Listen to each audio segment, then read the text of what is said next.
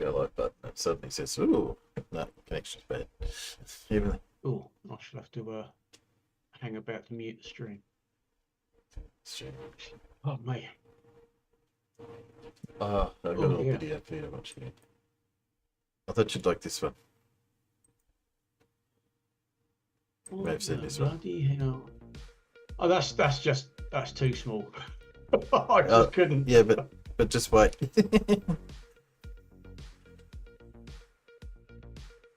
Yeah, I'll speed it up because Nail clippers. God. What's he putting? that's so you can put rubber wheels on rather than the plastic ones. Yeah, I do have some kits of armoured cars, and the wheels actually have rubber tyres, and that's a complete no-no when it comes to making models. Don't actually make things out of fucking rubber. Hey Alan, how you going? It's got building this wheel assembly at this scale. That's just too fucking fiddly. It drive me out of my mind. I mean, using the photo H brass that I've got for my kits at 1/35th scale is bad enough, but that, no. A magnet on the front, so you can use the magnet for steering. Yeah. Bit on the neodymium magnet.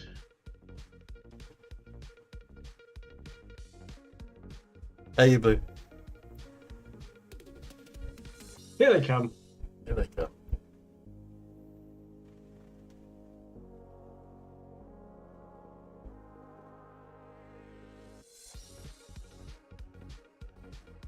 Power switch.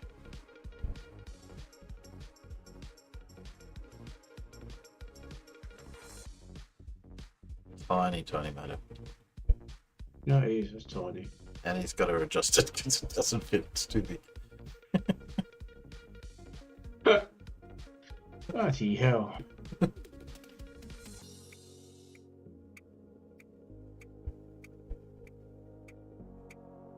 Microcontroller. This guy's, I don't know, his soldering skill's pretty good. I could do it. I can't solder for shit. No.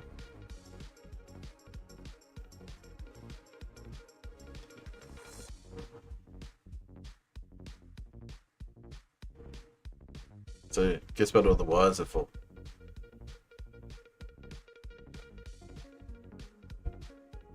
The lights. It just gets smaller. I've seen people do that when they've got kits of like, the Enterprise and various things, and you can, because they're basically big empty shells, you can put, fibre optics LEDs inside and light all the portholes up and. Yeah. Oh, you get to just do it. Okay.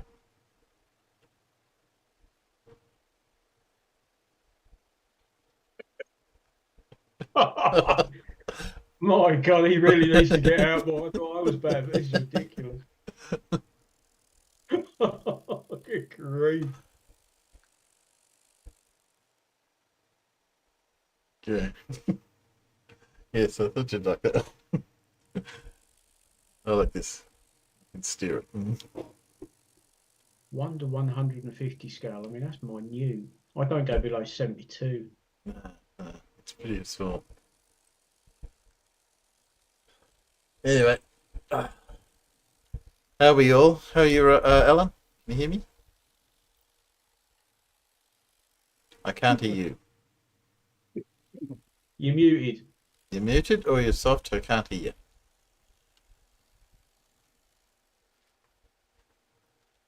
How about you, Paul? While Alan's doing that. How are you? Can you hear me? I can hear you. Yes. Yeah. Good. Is that better? There we go. There we go. I just remembered why I went in the kitchen just now. Stood there, thought, what the fuck am I doing here? And come back in. I wanted the cough mixture. There you go. I think we're all of an age where you get upstairs and think, what did I come up here for? Yeah, look around. Something triggered. I don't know. Then you go back, and then you realise, oh, that's what it was. Then you go back up again. Oh, No, yeah. it's Yeah. no, it's the problem is when you go into the kitchen and you say, "What the fuck did I come in here for?" And then you go back in the lounge room and you go, "Why am I back in here?" Who am I? I think you know there's a problem if you go back to the lounge room and there's now 3 cups of coffee next to your chair. Yeah. Woof. How are you, Blue? I saw you come in a couple of times. You all working? Yeah, I'm here now. Ah, right. We can hear you. Good to hear. Ah, glad to hear it. Ah, yes. So I said, I seem to be working. I started about 10 o'clock reshelling my computer into a new case. And a few glitches here and there, but seems to be holding together at the moment. So, Why the new case?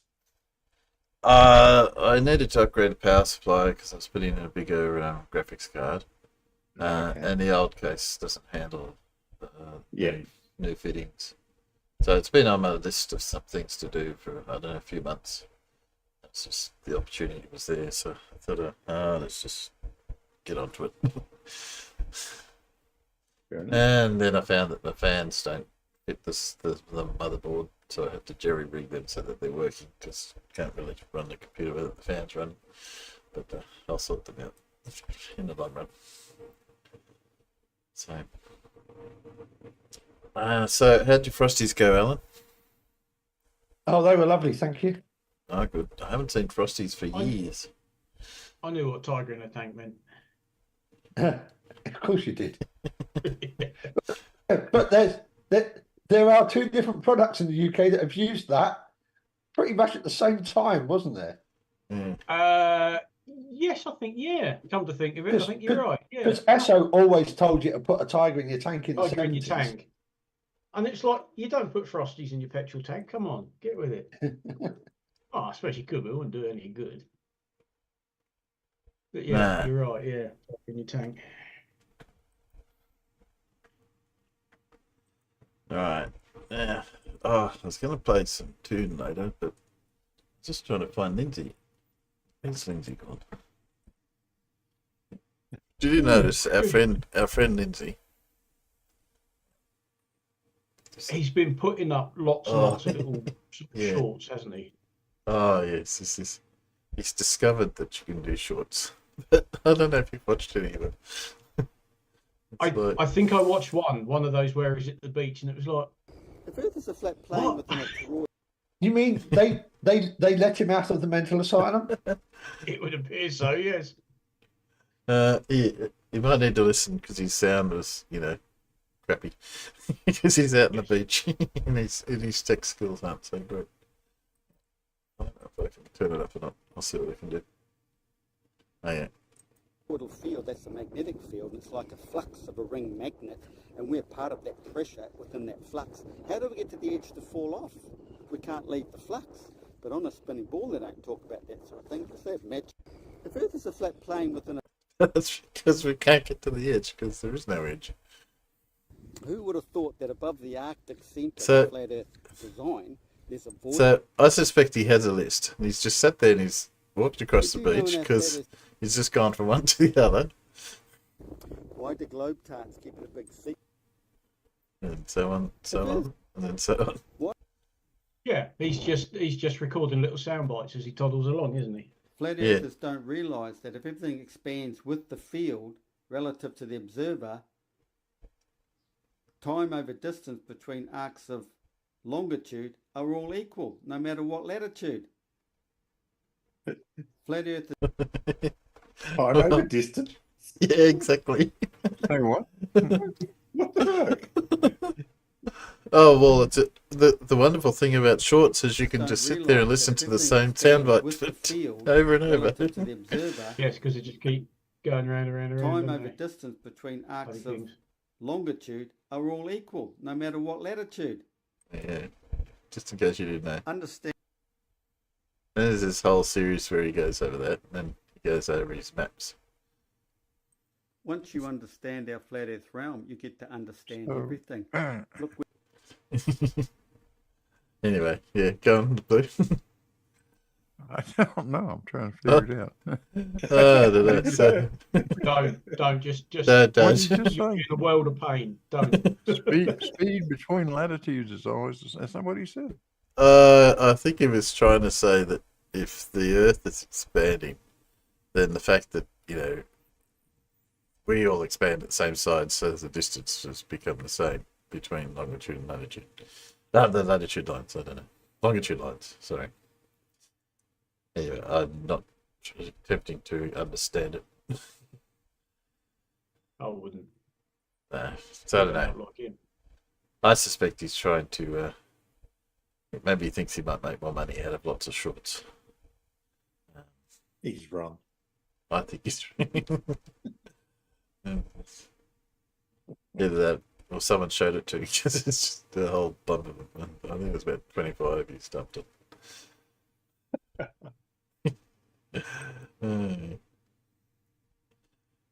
So Seconds per meter. That's curious.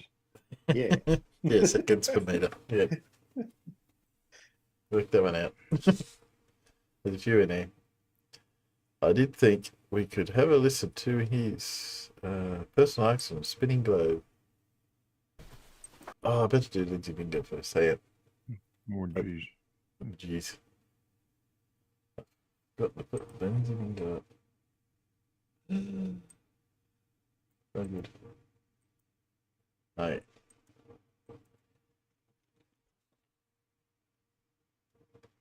So, just upside down. Yes. I'm not playing bingo. You're not No. playing bingo. No, I will not play bingo. You You can't know- make me play bingo. No, I can't make you play bingo, but I can point out the benefits of Yes. I've never won at bingo, not once. Well, Well, you there's do, always a first time. you do realise that winning at bingo, and this means that we get to stop.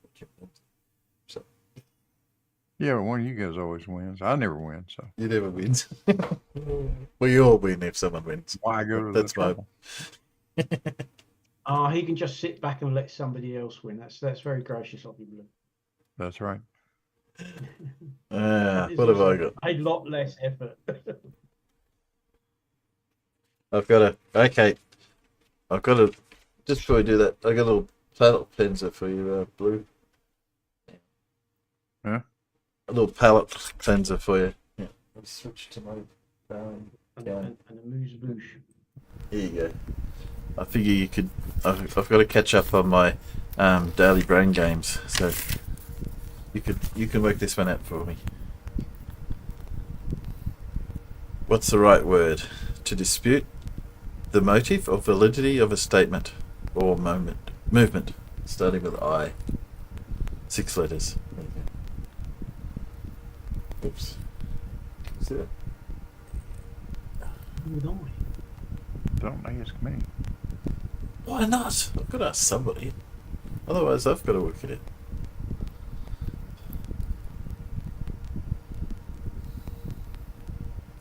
I think I know the answer,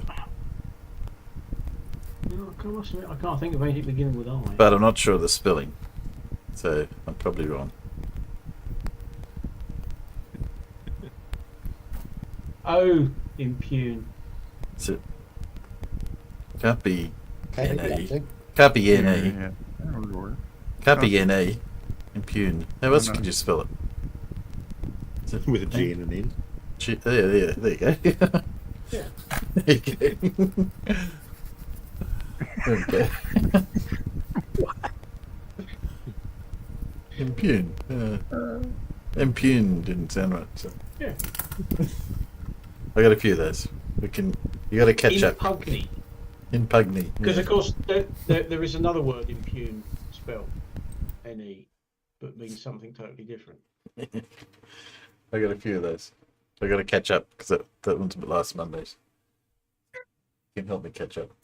Okay, back to our Lindsay. Oh, here we go. Okay, impeach. No, not 7 letters. No, sorry about No, that. that's something Trump's more than familiar with. He is infused. Yeah. Okay. What about? How am I going? Oh, You need to go back to Lindsay. yeah. No, I'm just looking at what Lindsay bingos I've got. I'm just deciding. Okay, we'll see how we go. I just got to remember to drag it off because otherwise I can't tick it off. Okay. Lindsay speeds are all set. Let's go. Subtitles? Welcome everybody, welcome to the Tomb of Illumination. Got a very, quite a revealing video today. New information you never heard before. Most of my stuff's never been told before. So hang in there. You just made it up. Well, that's how we get a It's bingo about game, once Lindsay. again, the mythological stories and how it's all about a divine event. And to understand the divine event, you have to understand the flat Earth model, because all the mythological stories concern the flat Earth model. So before we get into that, I've got other stuff beyond that to speak of as well. But before we get into that, let's look at this. Every man dwells in his own personal arc of horizon. It's a 180-degree arc. So you can refer back to celestial navigation for this. What if you turn left? So you're always 90 degrees to your zenith. So when you're doing any celestial navigation, your furthest point Always is what? 5,400 nautical miles. 90 degrees It's to 90 degrees zenith. to there. And you've got 60 You know minutes. what that means. 60 minutes in one of these arcs of degrees. 60 minutes of travelling across the ground, across the ocean, is 1 degree of this arc, 1 degree of this arc. Because we can't measure, you can't take a linear measurement across a sea, can you? You've got to take it from the sky. Like on land, you can just survey a straight line and you get yourself a nautical mile. Because nautical miles, we're working on this, okay? Just refer back to celestial navigation. So, for 90 degrees from there to there, it's 5,400 nautical miles. So, all your celestial bodies are no further than 5,400 nautical miles. Okay? So, the sun, stars, Yeah. everything are no Yeah. further than that away from man. Arc of horizon. Everything passes over What's our he arc going of on? horizon. You can never get to it because as you move, Who's been editing obviously these your zenith is videos? going to move. You never get there because they're all projections onto your arc of horizon from out of the centre core above the Arctic, projecting everything out here into our realm. Earth is from the whole, but so are we on a personal level. So we're always looking out from the centre of the whole around us.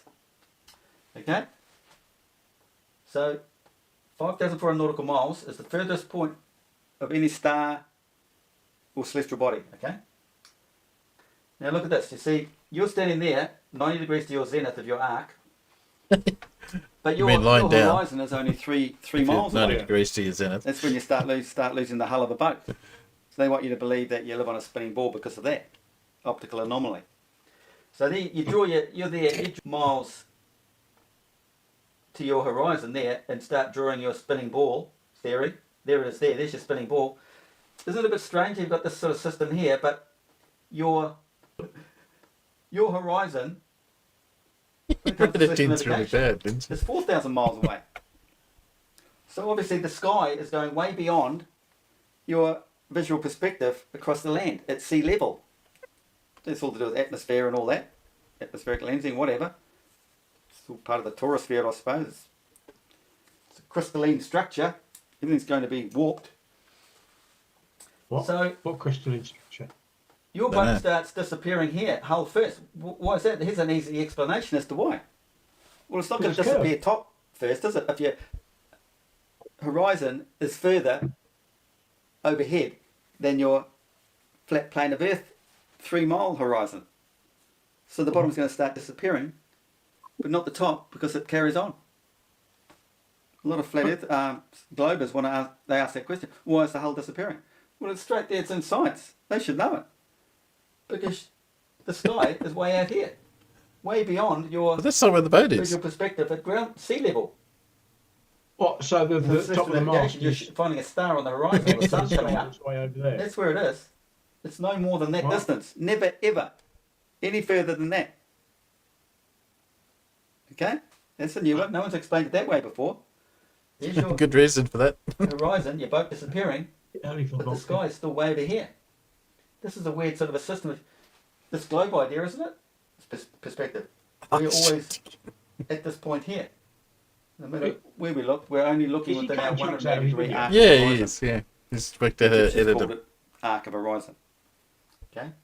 Vodka, I see Witsit Gets It is mentioning the personal arc of horizon in some of those videos of his. So they're getting there, but they haven't touched on the dual system yet, which is a bit weird. I've been talking about it for 5 years. No one's talking about it. Get down the south, video the sky, track it the way I'm telling you it's going, and compare it with your north. Just some points here. Zion, Lion, Leon, Leo, sorry. Zion, word starts with at a L. time, and this is Except the for Zion. season. See how we spell season, and a lot of mythological stories about the sea, because it's all about a time, a season, and this is where seasoning comes from. We need to have the salts, the minerals in our systems come spring. Be prepared. Get our bodies prepared for the sun coming up. The mythological stories of Caesar, seasoning. Caesar's all about the season, and it's about spring. It sounds like it must be the same. Check out a lot of my videos to find out what I'm talking about. Why spring? What's your name? It's all Pete about Shea? Leo and Virgo, the divine stories. It's all about the equinoxes. Not really, but thereabouts. No, spring, I should say, not equinoxes. Spring. Okay. You got the southern hemisphere spring here, and you've got the northern hemisphere spring over here. Haven't you? Opposite. Now talk about the black hole. Come on. Right, lion, in the English. He's not got his look at bingo lion. card in What's front of him. lion No. to do with the great story is It's very the badly. solar eclipse. It was at 29 degrees. They're now saying 28, but you know it's written 29 degrees, ancient text. Leo, 21st of August. Okay, a little bit out from this drawing. Quick, back that way a little bit. That's the 21st there. And it was 29 degrees Leo, right on the cusp of Leo and Virgo. So lie on. Moon lays over the sun, the solar eclipse. Okay? The most divine solar eclipse occurred at 29 degrees Leo, in ancient text. Fixed signs, fixed in the middle of a season. Fixed divine events, maybe. Got mutable, movable. Well, you are mutable. Vary. Okay. Astronomical events can vary, or you know, divine moments can vary. Anyway, fixed divine events, the diagonals. Diagonals are the saints. Okay, the cardinals are below the saints, and first you must be a cardinal before you become a saint or a king or a pope. So it's all about Jesus' story. He becomes a king, and you know he's Nurse, he's off his meds again. through being one of the saints on the occasions of his diagonals, and that's it there. That diagonal there, that solar eclipse. That was the foretelling of the child being born, and the sun's raced around to there, but the moon is over here, and the moon gives birth. Okay. Now, so we're going to some the Roman mythology about Caesar, right? And it's connected with this Edes. In ancient Rome, a day falling in the middle of each month, 15th of March, Isn't it May, Ides? July, August, 13th on any other month. It all represents the first full moon of a given month. And there's the myth, beware of the Edes of Is March, it Edes or Ides? full moon of spring. That's the I northern thought it hemisphere was story. Ides. Ides. So did I. But the most divine one is the southern hemisphere spring. Okay? But this is the Roman version, Roman story, and the Roman version is about Caesar.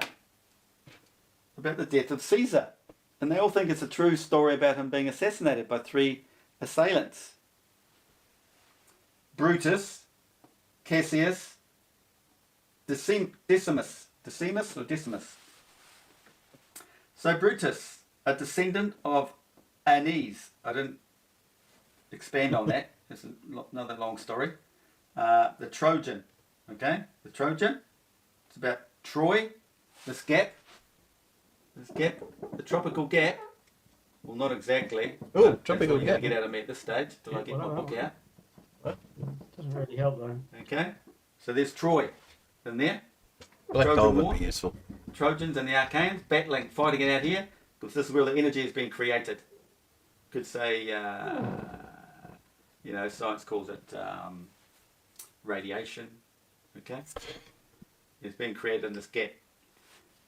So, in this whole divine story, Caesar's going through his divine story, and it's all about this gap at that time of the season, spring, March. He'd born, reborn, born again, divine awakening at the full moon. Well, you got to admit, there is a season every time of the year. Full moon of spring.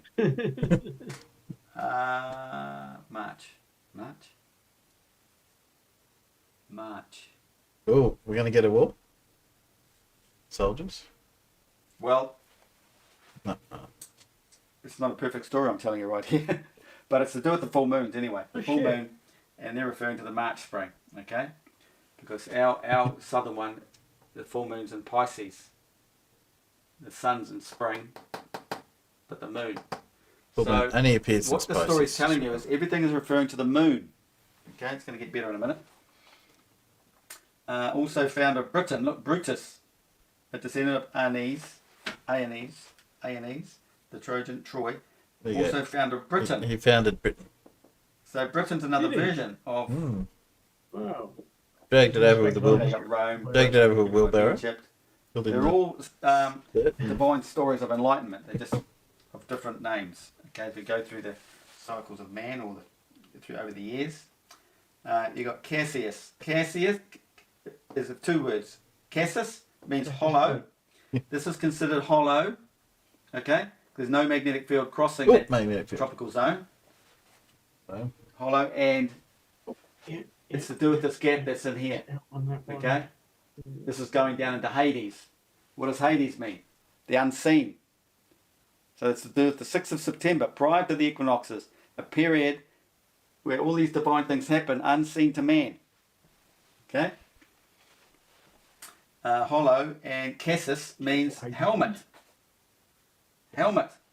Well, that's about the arc of horizon again, because there's an alignment between the two hemispheres. Don't go outside But that. who wears the helmets?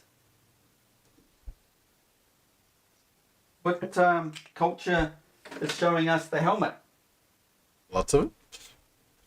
Mayan or the other one? What's the other one? Many of them.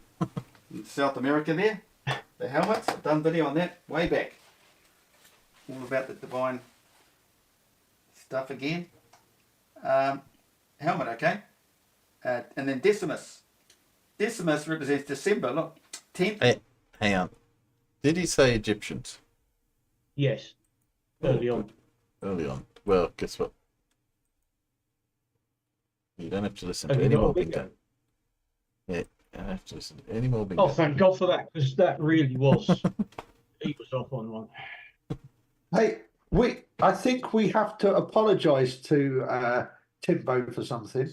Yeah. Well, I know he didn't say celestial gap, but he said celestial navigation quite a lot, didn't he? And did you not see how the YouTube algorithm spelt celestial? yes, it did spell it celestial.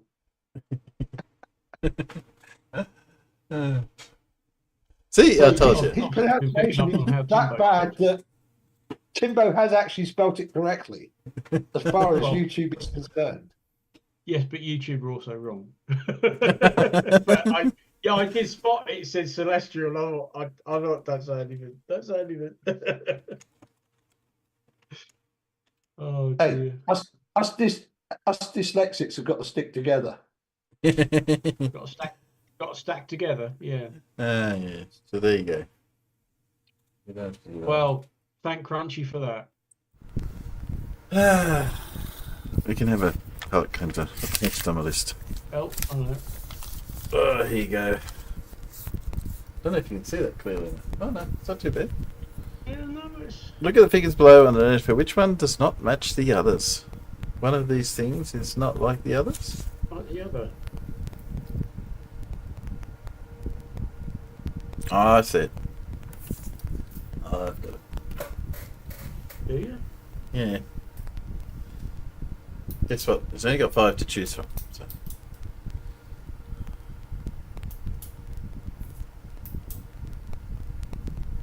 Well, I'm not seeing it. Only I'm get going 3. to go with B. Yeah, I went with B.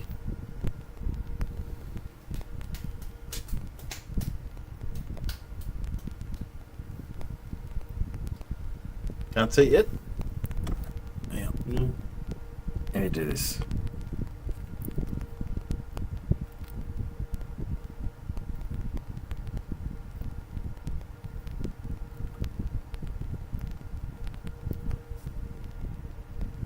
Oh, we're talking that tight margin, are we? Oh, okay, whatever.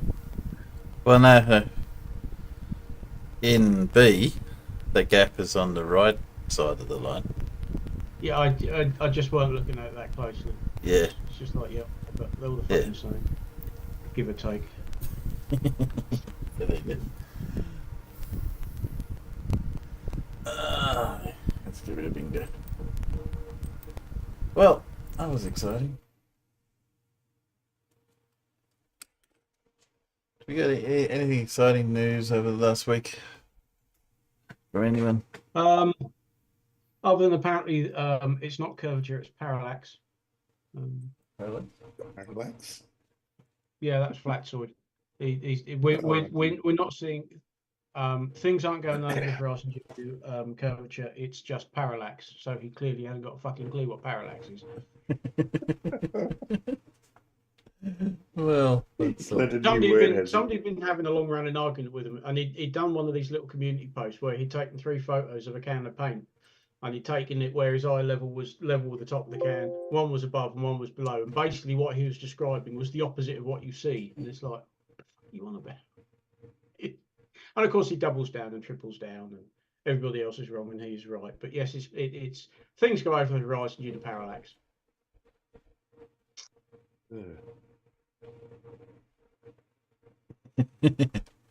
Still not as catchy as this is an egg or this is an orange, but you know, parallax. We had an interesting one where apparently you can have sound without matter. That was a good one yesterday. Yeah. Can you? Yeah. So in space they can hear you fart. Scream. And this was of a person who very shortly after described how when they went to uni, their first class was on physics, when they were doing sound engineering. Yeah. Really? And they didn't know that you need, a medium for sound. But sound can be transmitted without matter. He had this idea that, there's a few other ones. Didn't seem to know how about. He can, but I don't know about sound. No. Sound being a wave. Yeah, he was trying to tell us that God created sound before he created matter. Yeah.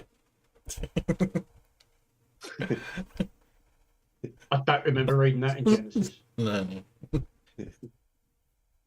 However, when I read Genesis, I tend to read something else. What, you mean off the inside of an album cover? Yeah.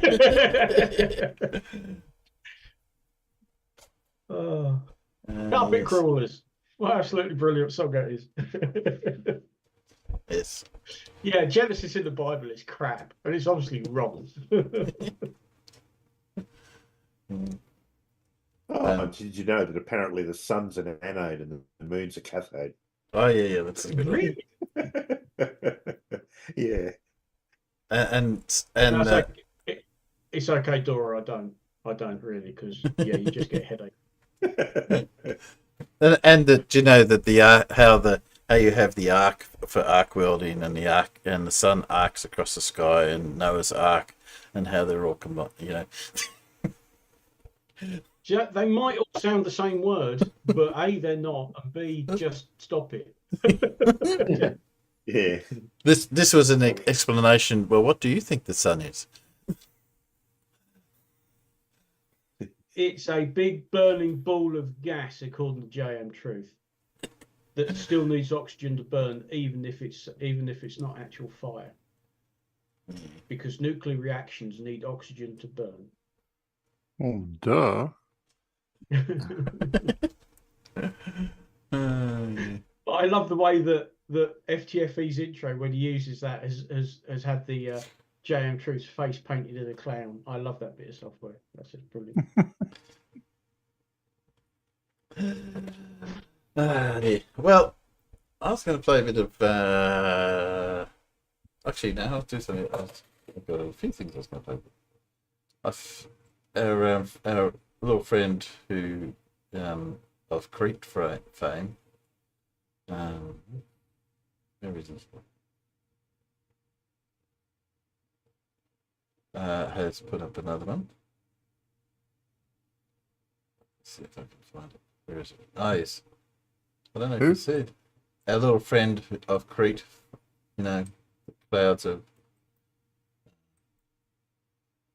Crete. Mr. Taboo.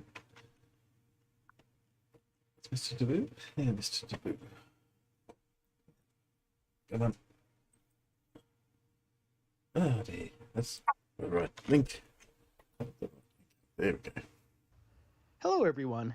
Today I would like to share. Hang on. I'm sure you guys are dying to see this. Jesus, God. This is where some more flat Earth evidence that comes from the new channel, TFHM's Flat Earth Portal. Sorry, Blue, if you don't want to listen to things that are going to annoy you, this is definitely not the right channel to be on. That's a little bit. Oh, sorry, I don't give out warnings though. Hopefully, you just have your elements on hand. Just Also goes by the name Tinfoil Hat Man. Turn it up. I'm sorry. I also want to thank Nathan Oakley at Flat Earth Debate for first sharing these observations on his channel. I certainly appreciate it. I have a link to both of their channels in the description where you can go and subscribe to show your support. Let's begin with TFHM's setup.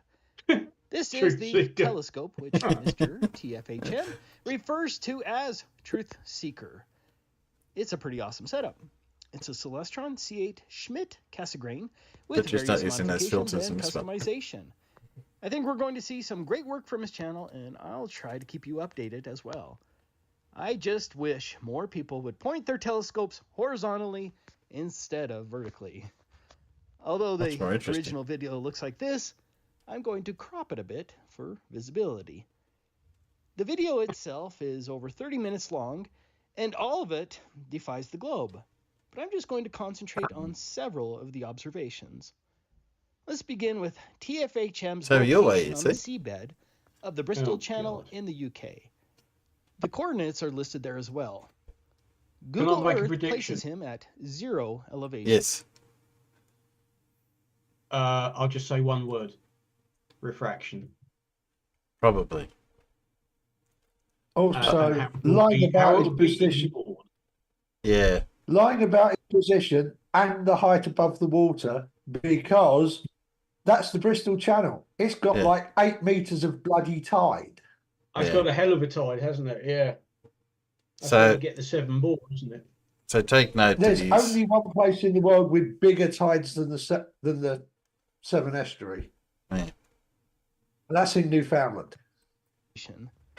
Oh yeah, just over the way. So there is video. I took note of this is where he said he was set up.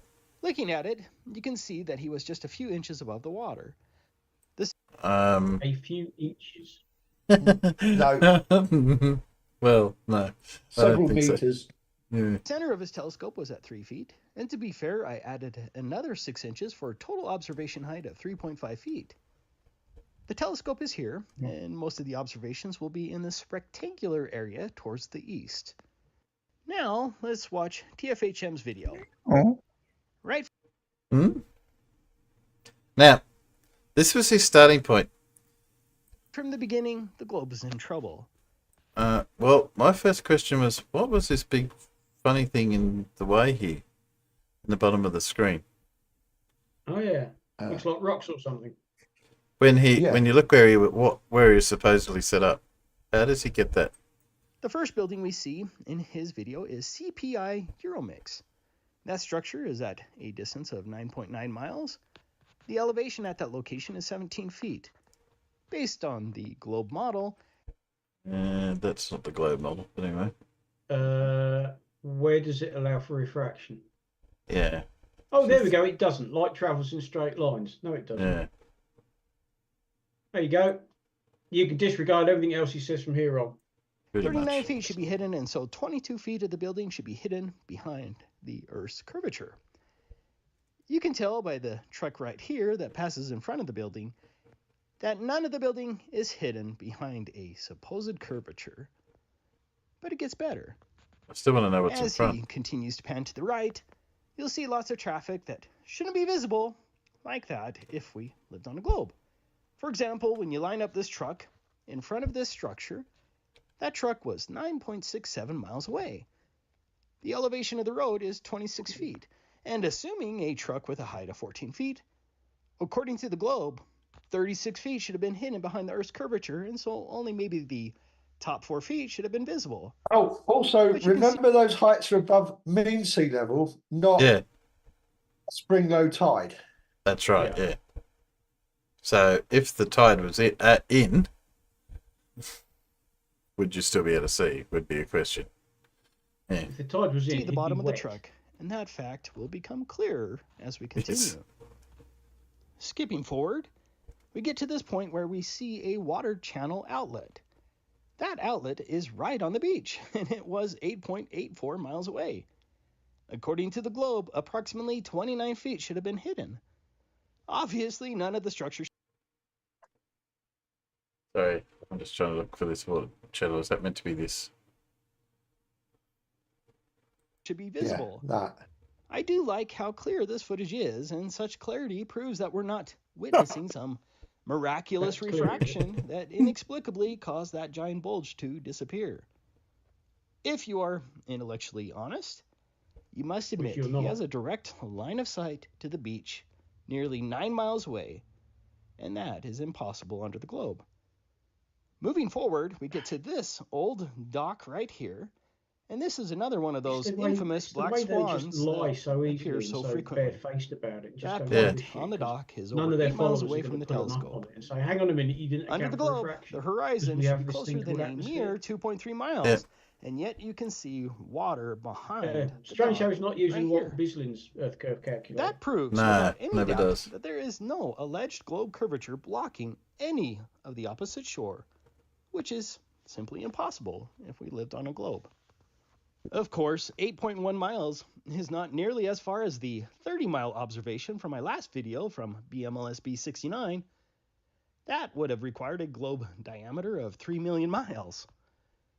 That video was pretty incredible, which you should definitely watch if you haven't. Well, that's definitely a reflection. But this video shows how even small observations destroy the globe model. Using the if you keep the damn thing still, you'd be able to see how much refraction there really was, wouldn't you? Yeah, it'd be helpful. Yeah.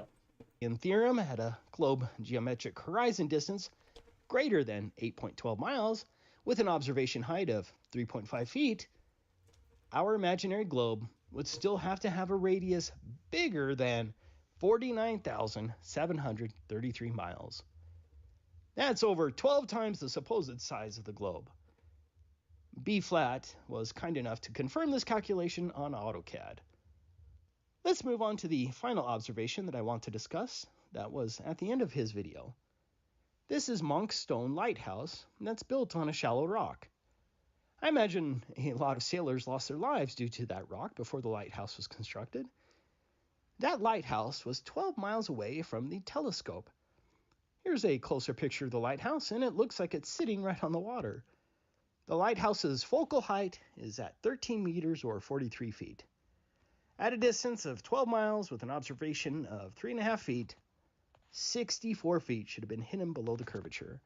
That means the top of this should have been roughly 20 feet below the Earth's curvature. There's a bit of miraging at the base, which obscures long-distance viewing, but that video of Monkston Lighthouse is still impossible under the globe. A big thanks to TFHM and his Truth Seeker for proving again that the Earth is measurably flat. Hello, everyone. Today I would like... There you go. I think once is enough. Don't believe for a moment he took the video from where he said he took the video. No, I'm a little bit doubtful. And it's usually their modus operandi. Yeah. Oh, look, I took a video from this location and I could see this, but I didn't really take the video from here. I'm just saying I did. Well, or I did take video from there, but then I couldn't see anything, so I moved up the bank a bit. Yeah.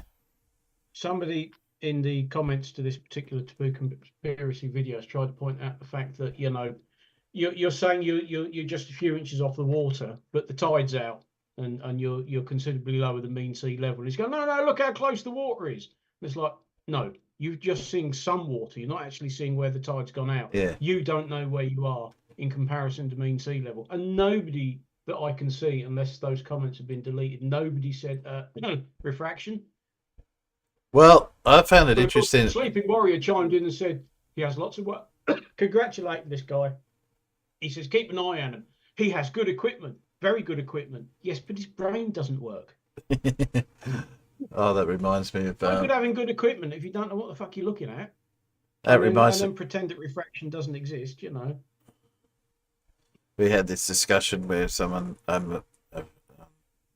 Gems with Merle, who was listening to some guy in Alaska's going to do all this stuff with lasers. And he was saying, oh, he's an expert. And it's just he's like, oh, he's got this great equipment, blah, blah, blah. He doesn't know how to use it. Well, he hasn't given any evidence that he knows how to use it. But he must be an expert, and this is the smartest man he knows. Then I did have to have a chuckle because he was going to use lasers and stuff, and someone we know pointed out how that they actually work with lasers as a profession. And then this fellow decided to say, yeah, but I know about lasers. And obviously it was not that big. And then I said, well, where do you know lasers? Oh, because where I worked, they had robots that followed the lasers on the ground. And I said, oh, how did the lasers work? Oh, they used infrared. That's as bad as Mr. Grimm saying that he worked in a plasma laboratory, right? And it turned out that he was a family member, and he worked in the family business, which was making neon signs. But of course, he's all into plasma, isn't he? So, you know. Yeah. Everything's plasma. Bad as wits it in bloody electromagnetics and whatever, electrostatics, whatever he calls it. Well, I'm going to leave a comment and see. I'm going to see if it actually stays up there. Just well, you have refraction. You know? I was interested because there's a commenter saying, "Oh, I like this channel because there's not many Glober trolls," and I'm thinking, yeah, I'm wondering why. So the comments have been deleted. They tend to get deleted. Yeah, I think that might have had a bit to do with it.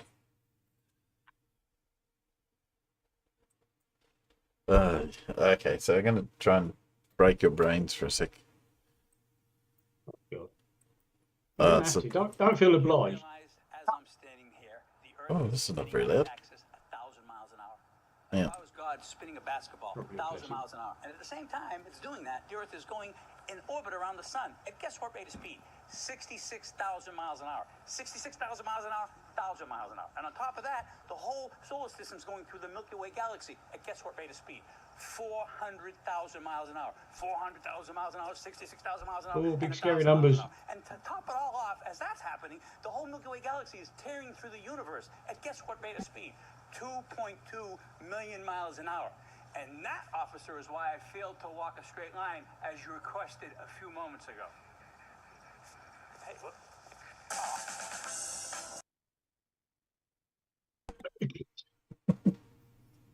Was that him trying to get out of a field sobriety test? Yeah. I'd double his ticket. But putting one foot directly in front of the other, walking. I can't. We're going too fast. Sorry. Yeah, I can't. I'm pissed. Yeah, there's several channels I follow that have these police cam sort of recordings. Oh yeah. They pull them over and they start talking through into the open window, and it's quite clear the joke. How many drinks have you had? Oh, 2. It's always two. I had a couple of drinks. And then they get out of the car and it's like, you could barely stand up and you reckon you're sober. Fuck off. What are we up to Wednesday? Oh, this is an easy one. It's just like, see, I have trouble with this one, of course. Oh, I've seen it straight away. I can spell. Locate the mistake in the quote below. The most beautiful things in the world cannot be seen or touched. Sorry, they are felt with the heart. Yeah, actually, I've got to think of this one. Yes, that's not how you spell beautiful. Well, it might be how you spell beautiful, but that's not generally how beautiful is spelled. Well, Yes, let's just say I didn't pick it up. B-E-A-U. Beautiful. That's what I have to say. Beautiful. Beautiful. Yeah, I'll just see. Yeah, that's it. Oh, yeah.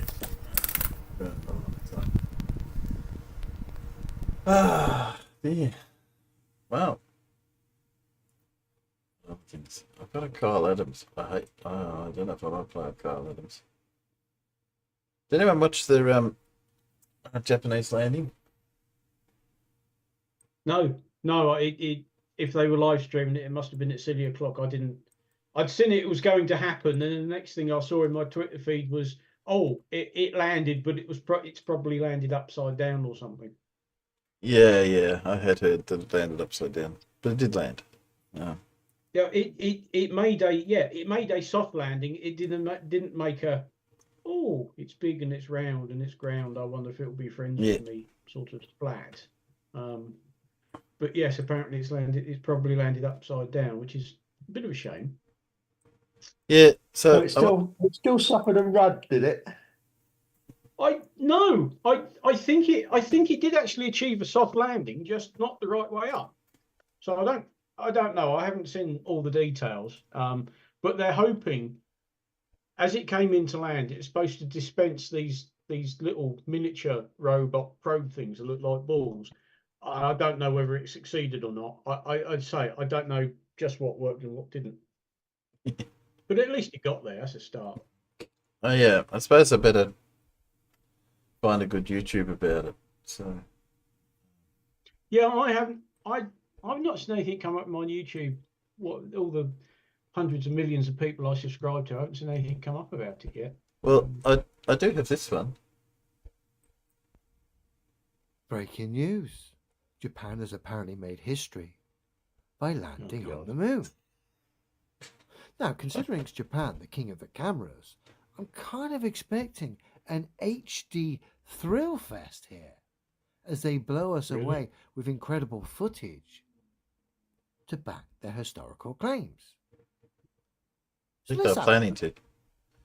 It starts the descent again, and next aim is 50 meters. So at the next point, it will scan again to see if there are any obstacles. I'm just going to pause it there, young lady, and I'm going to pose a quick question. What the fuck's this? Where's this? Is this what you guys are showing as proof that you've landed on the moon? Oh, are we supposed to have launched another rocket, Surely another not. probe to fly alongside it to film it doing what India it's was supposed to bad. do? Yes. This is how little they care. This guy's an now. arsehole. This He is the should take a toss step they out of show. this fucking crane jacket, honestly. Yes. Surely there's more to it than this. Or boulders. So many Now trees you work see so on hard the to provide left-hand oxygen, and side, he goes and wastes it. MLM. That means it has landed. From the telemetry. Wow. So this is what they show you. This is what the people in the control room were seeing. And of course Yes, the they're data. showing you the telemetry. Yeah. You Wow, idiot. that's really bad. Well, I'm not set up to Is prove this being done on shouldn't have. purpose now? Because it's so embarrassing for most people looking at this stuff now. No, you're the embarrassment. It's only boy. people that have ridiculously, You should deeply apologise to ingrained humanity biases here promptly. that can't see the obvious problems. Yes, it is CGI. Don't get me wrong. Sorry. No doubt we'll get a couple of photo snaps to follow showing their prop. Maybe we might get some footage that, of course, will be not up to much. Maybe that'll follow. Maybe it won't. It's a long way away, mate. Considering it was Japan, like I say, the king of the cameras, I would have This is their expected first the time they've evidence landed to on the come moon, Japan, I in think. HD form live. This happened this morning. Yes, I believe so. So at least by now, I'd be looking at HD footage of this moon landing. But no, And who's there to film we've it, you got like fucking Sega idiot? Megatron type Jesus mockery here. wept. It shows the sign MLM. It looks like on the telemetry that Slim is on the surface of the moon. And there you go. That's all these clowns need to do with the general public, and they'll be blown away. I don't know if I want to listen I to had a this. mate who was a big defender. Yeah. Ah, he's wonder. He's going to waffle. Next bit. It's just the same tired old shit from in it, isn't it? I don't believe it, therefore it's fake. Fake. Well, he's no good. Okay. What have we got next? Didn't On behalf of the UK, I'd like to apologise to the rest of the world for it. It's all your fault. Yeah. Okay. Blue would like to do this one, I'm sure.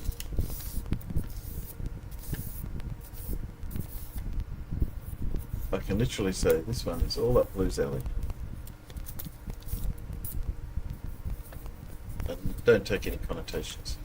I just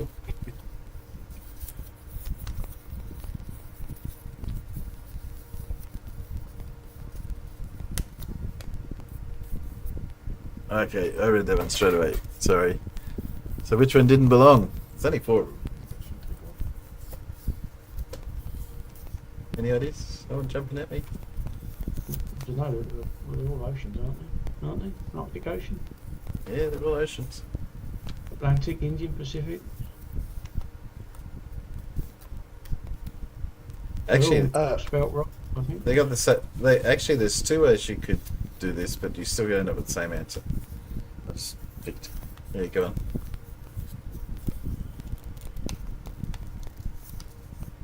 No? I thought we had 2 Atlantic Oceans, north and south. Yeah. I reckon it's this one.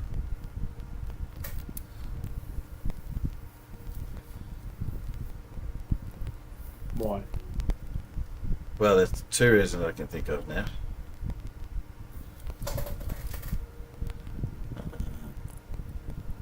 One. Actually, I don't know. It's the last time I drew this country. It's been a while ago.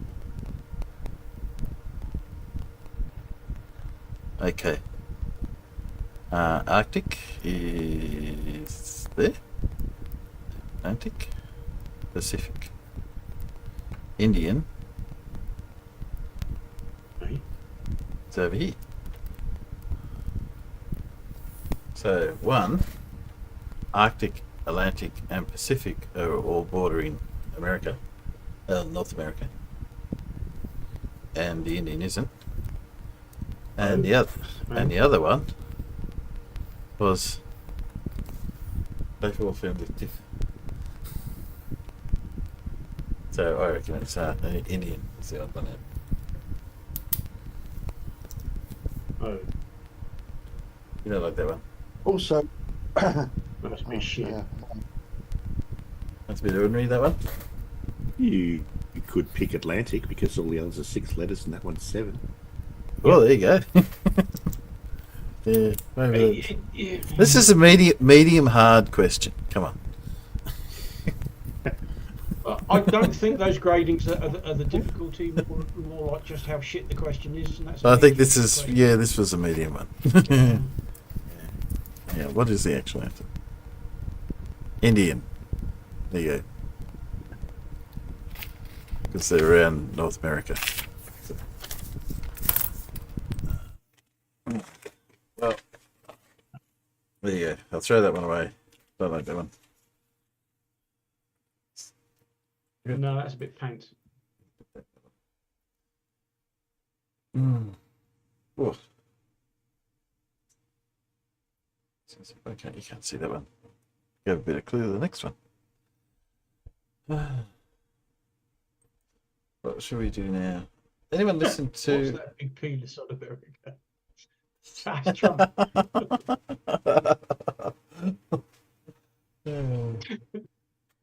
It was Florida. It It was Florida. It was just a little enlarged. It's you know, it's a bit excited. Maybe I don't know. Yeah. Rough, but okay. What are we up to? You ever listen to the tune? I haven't listened to tune for a while. He had a debate the other night with this chap who calls himself unironically Globe Slayer. All right. Was this Takori? No, the Takuri one's an old one that he's re-upped for some reason. Is it? Yeah, I spotted that. I thought, hang on a minute, this ain't a new one. It was a new video, but it was an old debate. I'm not quite sure what he was doing there. Yeah. Because I haven't been listening much. I gotta admit, I used to listen to Tune and a bit of FDFE, but maybe just because I've gone back, I'm actually at work and I don't, not around in the right place and stuff. I haven't listened to it for a long time. Oh.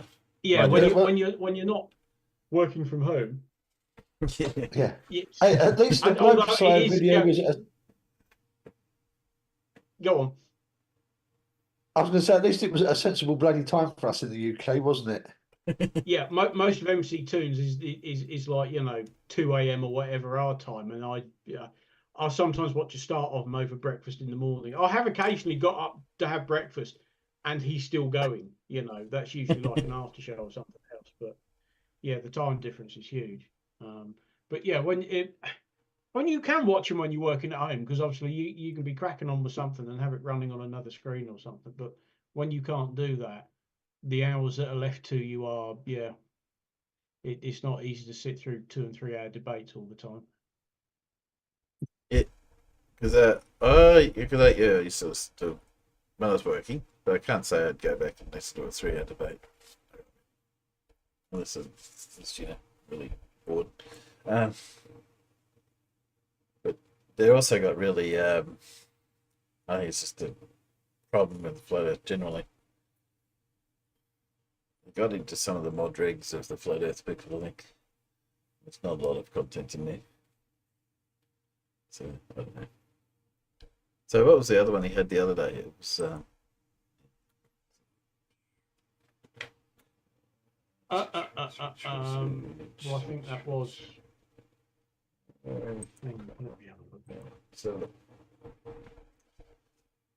live. So, I don't know.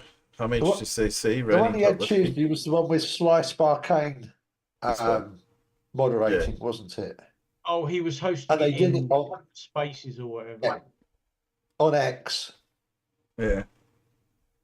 Twitter. Or Twitter. Twitter. Come on. Is it Marathon or Snickers? You know it's Marathon. Yeah. You can call it X, but it's still Twitter.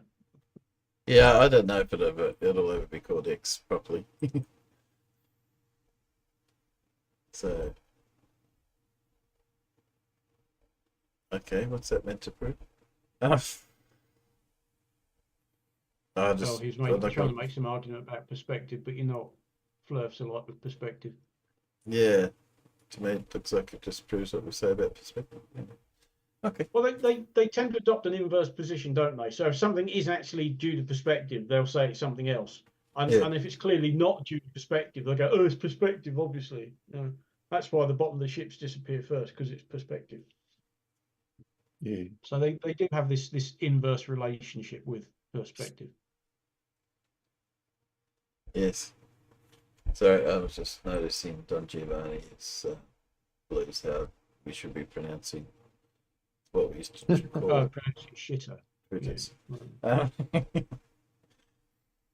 Yes. It was a silly move, but let's just say I think our friend Mr. Musk is actually that good at that sort of stuff. It's perfectly fine by itself for a while. Anyway. Mr. With a high IQ, do you have a quiz for us tonight? I do. I do. I do have a quiz for you tonight. It's probably going to run the show a little bit shorter than usual tonight. So it's a couple of things. Wait, go easy on us, because here in the UK, we are all struggling because some woman has had to go into hospital for an operation, and some bloke is going to go into hospital for some operation, and we're all, oh, how will we cope when two members of the royal family are in hospital? I mean, we're in pieces. I don't know how we're coping. When they said who was the the Daily Mail had told us anyway. So who was when they were saying the princess such and such, I says, princess who? And I said, William's Mrs. Kate, the one who actually looked quite nice before they made her lose all that weight. I mean, don't get me wrong, she still looks quite nice, but you know, she's apparently gone in for abdominal surgery. I bet she's had a tubes cut. Quite probably. And it's quite clearly planned. Yeah. But apparently, her being in hospital, then the king saying, "Oh yeah, I've got to go in because I've got problems with my prostate." Yeah, okay, fair enough. Yes. You know, because everybody announces to the world they've got a problem with their prostate. Well, the royal family do, because you know we're supposed to care about them and stuff. Yes. You want me to do the quiz now, Timbo, or you? I was going to say, if you want to get yourself ready, I'll put on put on something else. I'm ready whenever you are. Oh, if you're ready, all you have to do is give me permission to share. Actually, you mean you don't? You mean you don't? I'm sure it says you do. Hang on.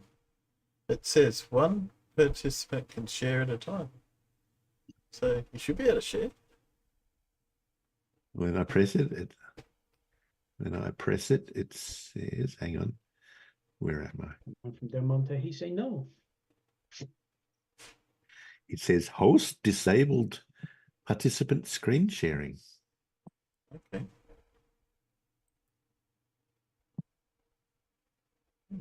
Okay, should be able to do it now.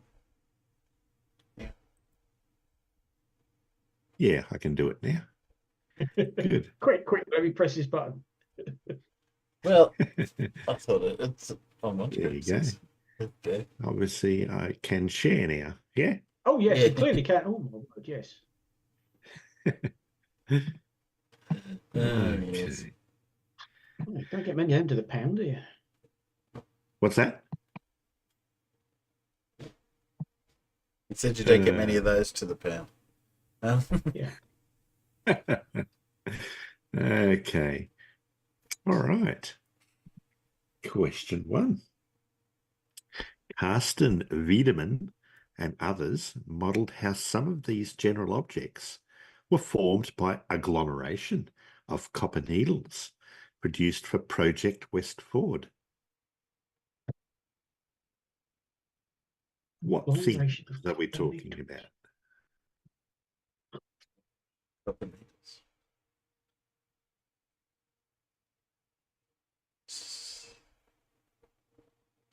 It's not that guy Hellseeker from what do you think? So, yeah, no. A group of these objects with a shared origin forms a tilted cross on a Gabbard diagram. Okay, what's a Gabbard diagram? Well, yeah, therein is the question: what the hell's one of them? I don't think I've ever heard of one of those. I refuse to Google. That's cheating. That's cheating. Well, so I will usually wait a little while. Okay. These objects make up most entries in a database maintained at the University of Texas by Moribajar. Errors. Make up most. Well, keep going. A runaway number of these objects are created by a cascade of collisions in a Kessler syndrome.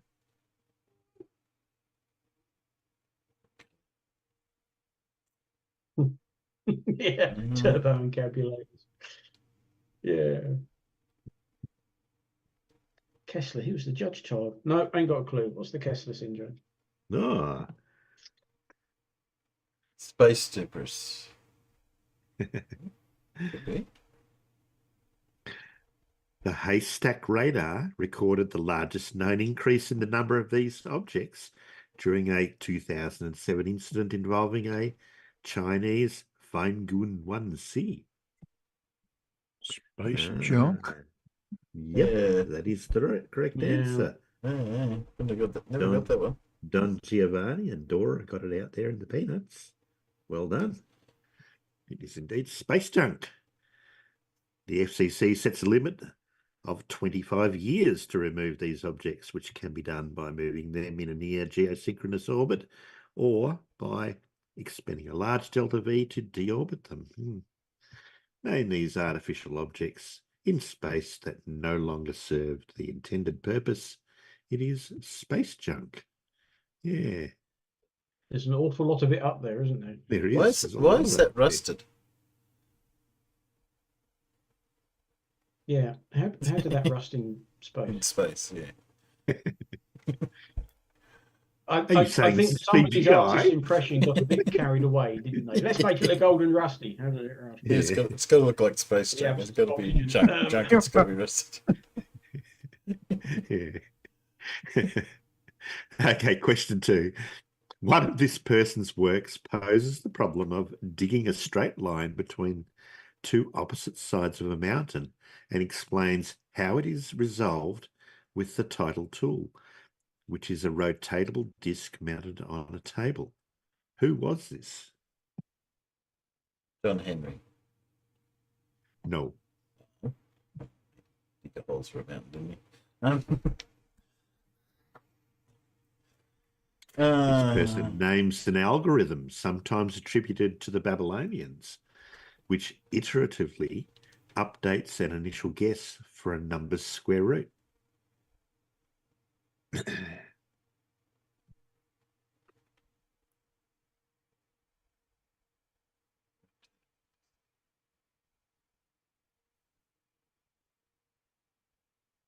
This author of Dioptra created a method of dispensing ritual water to worshippers who placed a coin inside a pan attached to a lever, often called the first vending machine.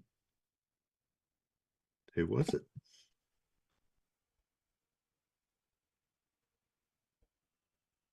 Jumping out of me.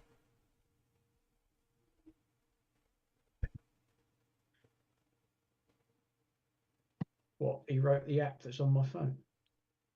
Hero of Alexandria. A few decades after Vitruvius, he described a device consisting of a spinning ball mounted on 2 arms and attached to a cauldron filled with boiling water. Oh, I know what that thing looks like. Oh, this isn't Da Vinci, is it? This man's creative pneumatica describes the aeolipile, often considered the world's first steam engine. I'm going to go with Nerd Alert. You'd be right, because Nerd Alert got it correct. Yeah. It is indeed Hero of Alexandria, often also called Heron. There goes my hero. What Alexandrian mathematician names a formula relating the semi-perimeter of a triangle to its area? And this was the machine he invented. That's what it does. Yeah. Hero of Alexandria was He indeed invented the inflatable flailing arm man thing. You see outside garages and whatnot. Yeah. Oh, Question 3. Okay. This one will go quick, I think. Producing these machines is the main long-term goal of the Aramar Experimental Centre, run by a state-owned company headquartered in Itaguaí on Madeira Island. What do they make?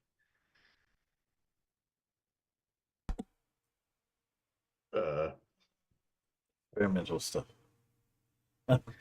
Don't know yet. Andy Rooney once took a tour on the Miami, one of these machines, which was severely damaged by a fire in 2012.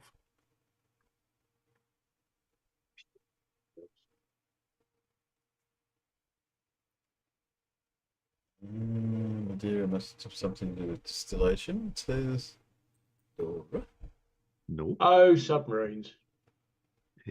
Air-independent propulsion is a leading alternative to the main distinguishing mechanism of these machines, which include China's Han class and the USS's Los Angeles class. Yeah, submarines. USS Dallas out of Red October. She was a Los Angeles class. I need a bit more specific of an answer than just submarines. Nuclear submarines? Nuclear submarines would be the right one, yeah. That was the first proper air-independent propulsion. Yellow submarines. The Alvaro Berto design of them is expected to be deployed in 2023 as part of Brazil's goal of dominating so-called Blue Amazon. Raise the target visually, one ping only. A $90 million deal under which billion dollar deal under which conventional diesel counterparts to these machines would be supplied by the naval group was scrapped by the AUKUS treaty in September 2021. Yeah, I remember that. Under which the US and UK will supply them to Australia. Yeah. The French did jump up and down about that. They got very upset about that, didn't they? Well, ScoMo is a bit of a, let's just say, it's not the most. The Nautilus was the first of what long-range stealthy naval vessel? It was indeed a nuclear submarine. Nuclear. I hate it when they say that. Question 4. In a novel, a man describes this action as including a wonderful deepness of blue, coming from a twinkling succession of darkness and light. What was the action?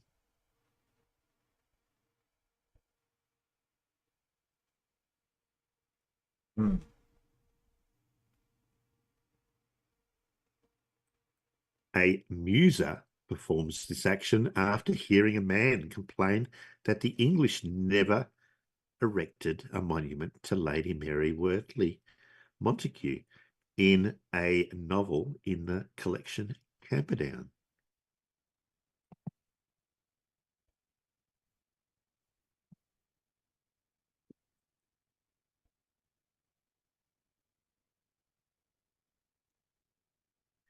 Edgar Hastings performs this action in the beginning of what Mary Griffith's novel, whose title includes the number 300. I've never read a novel with the number 300 in the title. Okay. It's not ringing any bells, this one. A man describes finding a monstrous crab-like creature on a desolate beach while narrating his experiences with this action during a dinner attended by the journalist, the medical man, and Philby.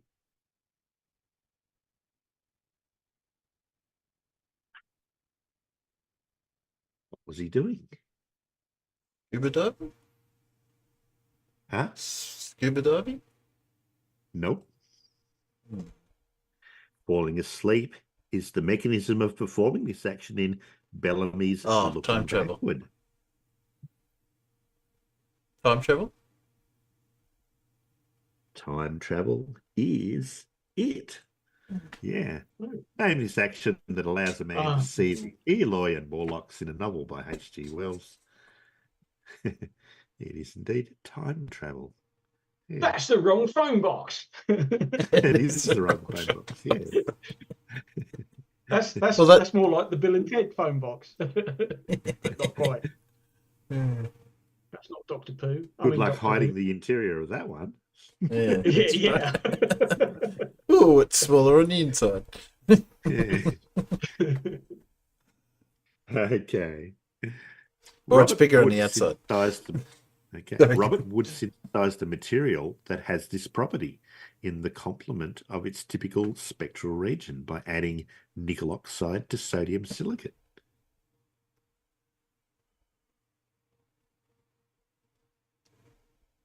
Okay, I'll take his word for it. Phano interference between transitions in a three-state system leads to an electromagnetically induced type of this property. Polarity? Nope. Metals have this property when their dielectric function is real valued and positive, which generally occurs above the plasma frequency.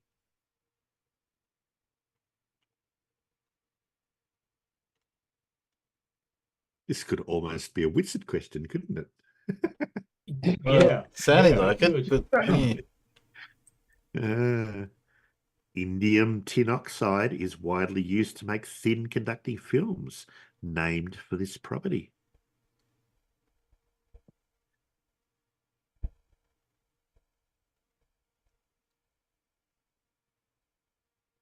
In certain smart devices, polymer dispersed liquid crystals gain this property when an applied electric field aligns their molecules. well, I know what that is, but I don't know what the property is.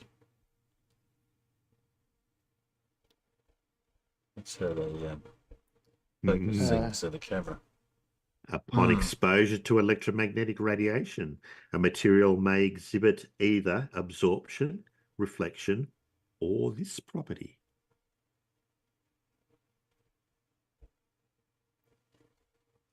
Okay.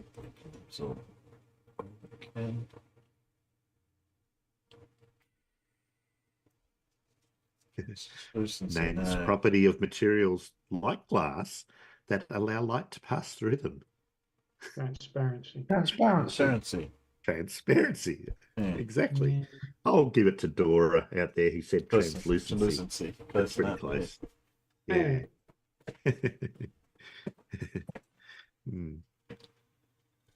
All right. Yes, more of it.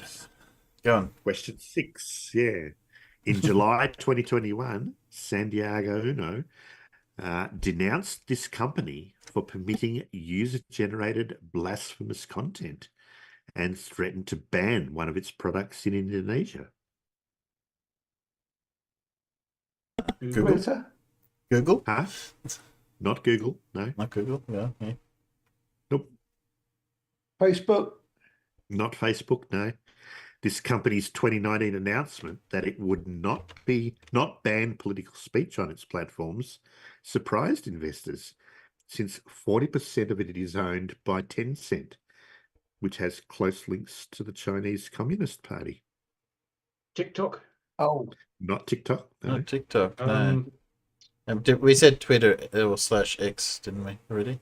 Not Microsoft, not Twitter or X, no. Oh, no, A position taken by this company was vindicated by Yvonne Gonzalez Rogers' decision that anti-steering provisions violated California's unfair competition law. It's a manufacturer, isn't it? I'm trying to think of it bloody is. Oh, This was it company's that? CEO, Who were you? What are we doing? Sorry, keep going.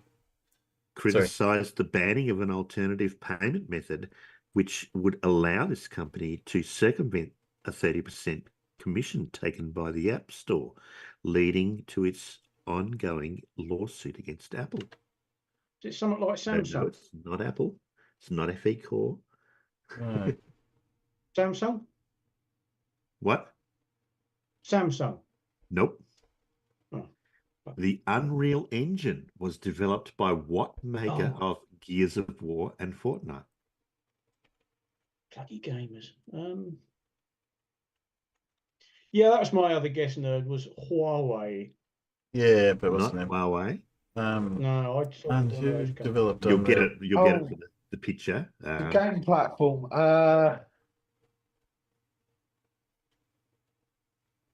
That everybody uses to download their bloody games from. Steam. Not Steam. Steam. No. Not Steam. Epic. Epic Would it be Epic Games? Yeah. Never Congratulations, heard of them. Dora. Dora got Dora it. got it. Yeah. And Don Giovanni got it too.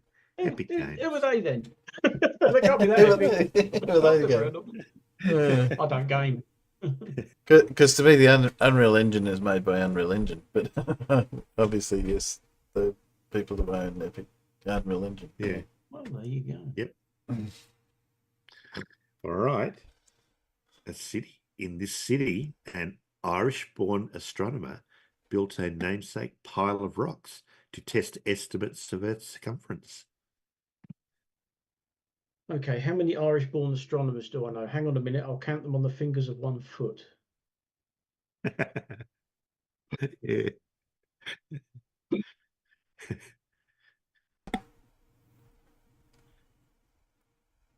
The Neptunist-Plutonist dispute in geology was resolved by a formation near this city called the Precambrian Malmesbury Shale, which is found near this city's wealthy Sea Point area.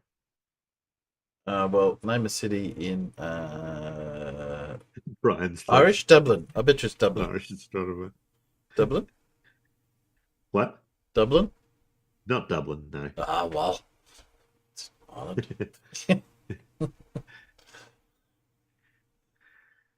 MacLear's beacon is in this city, which is the most populous in the fynbos plant biome. Oh. Yeah, come on, guys, just run through all the Irish towns and cities. Not Cork, no. A Uh, pass called Constantianek leads to a low-lying plain that includes the suburb of Mitchell's Plain and is called this city's Flats. Of course, it's not going to be an island at all. I don't think it's in Ireland. I think it's somewhere else. I It's think not. that's It's not that's in a red Ireland. herring. No, he just happened to be an Irish-born astronomer. Yeah, that's right. Mm. It's Yeah. shale. I don't think it's even in Europe. No. No, it's not. It's in Africa. The Braid River Oh, well, Valley north of this city is a natural wine region. Cape Town. Brightly painted houses dot this city's Bo-Kaap area, home to many people of Malay ancestry. Does that sound like it's right, Timbo? Yep. Does. Yeah. Devil's Peak abuts a mountain in this city, which is named for being topped by a plateau. Yeah. Table And then Mountain overlooks what African city, which Cape nearly Town. ran out of water in 2018? It is Yeah, indeed. so big. Cape Town, yeah. Town. Where the Braid River is. Mm. Mm, Defrika. yeah. Is Flitsworthy Cape Town? No. It's got to be over No, there. he's out in the stick somewhere, isn't he? Yeah. Who? I think Flatsoid. Flatsoid, because Oh, I he's don't know. South African, but he's I think he's out in the wild somewhere. I don't think he's in town. I don't know much of the wild of South Africa. I know Johannesburg and Cape Town and wherever they filmed District 9. And it's about it. Oh yeah. My boss is heading over there next week. Oh, okay. So taking a direct flight. Well, there you go. You have to get into film. Okay, question 8. Two complementary types of this property define a namesake cylindrical volume, which encloses an average number of photons given by a system's degeneracy parameter. It's like cylindrical volume. Huh? Hold on. No. Okay. The Okay. time average cross correlation between two electric fields is a mutual function measuring this property, which can be normalized to give the complex degree of this property. Okay.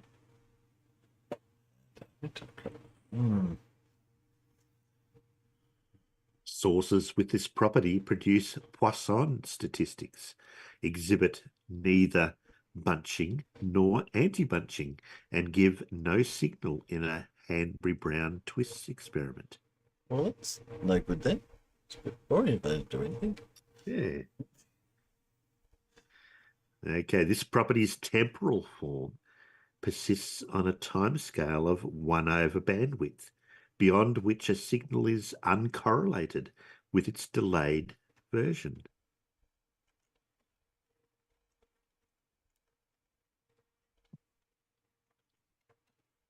This is something that a lot of flat earthers lack. Along with collimation and monochromaticity, laser beams have this property, allowing them to form stable interference patterns. Coherence?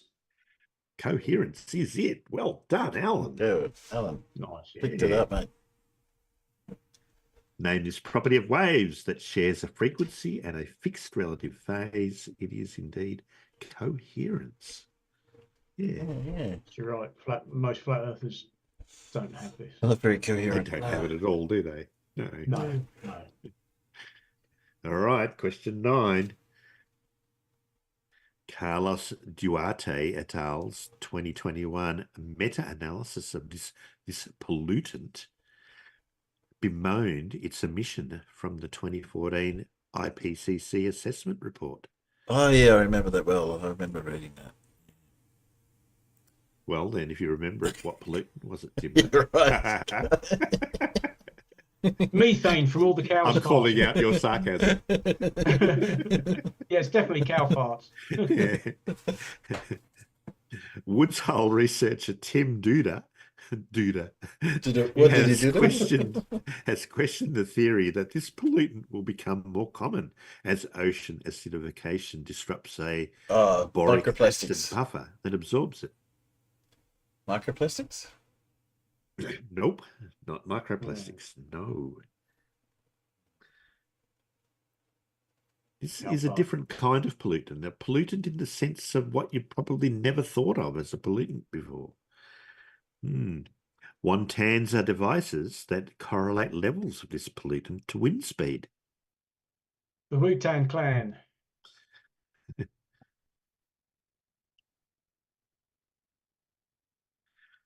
The ASSR measures responses to this pollutant and in dolphins by detecting a temporary threshold shift. Noise. I need it to be a bit more specific. Ultrasonics. Beaked whales have been seen to beach themselves after this pollutant causes them to panic and ascend rapidly. Sonic noise or noise disruption? Active sonar from submarines. This pollutant can be especially disruptive if it impinges on the SOFAR channel, an ocean layer that serves as a waveguide to propagate it. Underwater noise. That's the one. That's what I was looking for. Yes. Underwater noise. Oh, okay. As soon as you mentioned dolphins, I thought it's connected with noise and sound. Yeah. Well, I know you're talking about water noise, but I just assumed. Okay, keep going. Name this oceanic pollutant whose levels due to commercial shipping increased in the late 20th century by roughly 3 decibels per decade. There has been a lot of sort of theories on, you get these mass sort of whale beachings and all sorts of weird behaviour, and they think some of it might well be to do with submarines' active sonar, because obviously whales navigate via things like that, and one ping only. It's generally more than one ping only, and they reckon it's really fucking the whales' sort of sense of sound and balance and navigation up. Or even ships. I saw a thing the other day of they were tracking whales and seeing how the whales get trapped between shipping lanes because they don't. So they know the sort of ships are passing through and they don't find the gaps. And yeah. Right. Seems to have been a big problem in the North Sea of the last few years, with lots of mass beachings of dolphins and whales. Question 10. This property is said to exist locally in curved space-time if the metric is in Minkowski form and its first derivatives vanish as guaranteed by the Riemann normal condition? What property? Come on, all you maths nerds out there. That ain't me. No. Ludwig Lange's definition of this property requires the rectilinear and mutually proportional motion of three non-coplanar particles. Oh, that warning you always get up in AutoCAD when you're trying to join one line to another. Sorry, these lines are non-coplanar. Oh, for fuck's sake. Not if you use that apparent intersection rather than anyway, keep it. I had someone in GEMS arguing with me last week that all parallel lines have to be coplanar. I said, what? What? No. What? And he said, well, that's the definition. That's the definition of parallel lines. They have to be coplanar. No. I said, no, they don't. Well, two parallel lines are always coplanar, but once you put a third one in there, it doesn't have to be. Well, they've been Euclidean, says that. Oh, dear. Oh, dear. Okay. Gyroscopes and accelerometers track orientation and velocity without external input in navigation systems named for this property. Something to do with inertia? That would be it, Alan. You're on fire tonight, man. Yeah. Yeah. This property is caused by the presence of distant masses, namely the fixed stars, according to Mach's principle. Oh boy, does Whitsitt love that. Gleam loves that because Gleam says, I'm not a flat earther, I'm a Mach earther. Yeah. This property lends its name to the mass in Newton's second law of motion, which equals gravitational mass according to the equivalence principle. Yeah. Fictitious forces are absent in non-accelerating reference frames, named for what property that causes objects to resist a change in velocity? It is inertia. Yeah. Oh, it's got to hurt. Yeah, you wouldn't want to be sitting in that, would you? Do you realize Let on the front. Well, thanks for that. Anyway, that was your quiz thanks for that. tonight. There you That's a go. good one. For that. Good to see. Very good. Well, oh, this one's Keep me up, farmers. Just look at all of a sudden. It's a bit It's not like I got up early or anything. In fact, it's Saturday morning. You think, do you know, I'll go out and have some breakfast because we'll be streaming soon. Oh, yeah. It's that. Well, this one says difficult. We'll be up to January. And you got one left after this one. Solve the missing word using the number lettered below. Vowels are marked with a blah blah blah blah blah.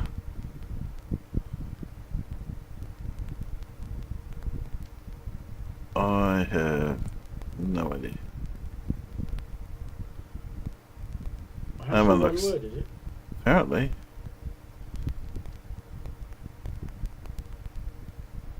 And it has all those letters in it.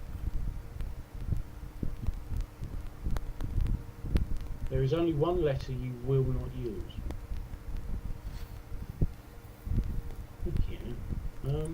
What's What? the definition say? I can't read that. So which one? The definition below. Down below.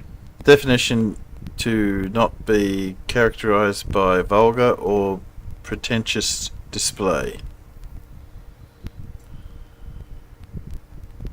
Not be characterized by vulgar or pretentious. Oh, so I'm trying to think of three vowels that can go together. I suppose they could be repeating the same vowel to do that.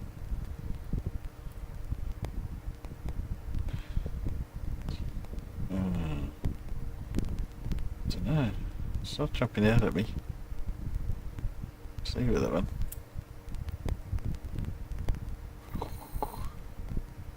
How many letters is that?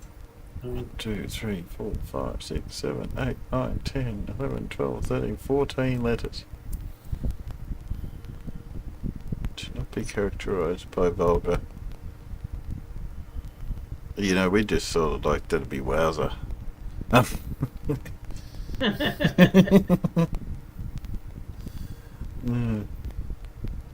Boring. Another one. I might come back to that one. Anyone wants to take a screenshot, work it out, go for it. I won't look up the answer just yet. That's so difficult. It's a tricky one. What have we got? Right, now I've just got to remember where it saves it when I say print screen. I use Snippet. That's how I do it. You snip it. Well, Snippet's fine if you happen to have it open, but if you just want to press Windows and print screen. Oh, well, that just saves it to clipboard. So in my case, it saves it to C drive pictures screenshot. Oh, yes, I can do that. I haven't used the print screen one for a long time, but it does actually do a lot more than last time I used it. Anyway, keep ponder that one. I'll put on a CC. Why do I have CC? Might have to recharge myself with a fresh cup of char for this one. Oh, don't worry. I think this is just CC looking at in his astronomy, which is his usual out of focus rubbish. Oops, on the screen. Oh, there you go. Where'd you go, Mr. CC? That's not CC. Oh, I lost him. I will look at the screen for a second. I'll find him. Oh, hey, while I find him, how about I put on some Everett. Well, Everett's latest one.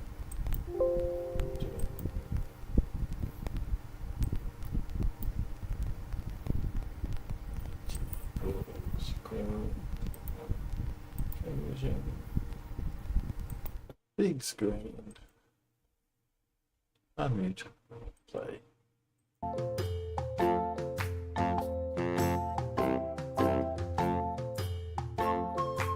There's a massive campaign right now to destroy anybody that talks about flat Earth.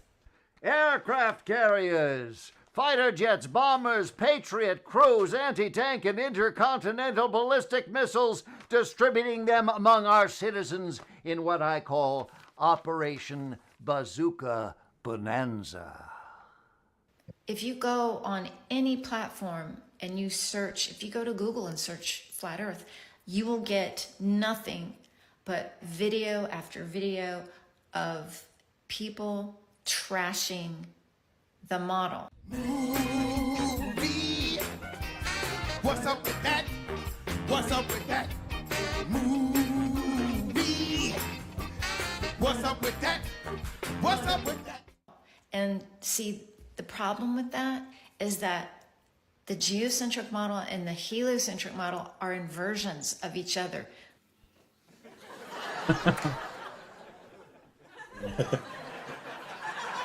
Exactly.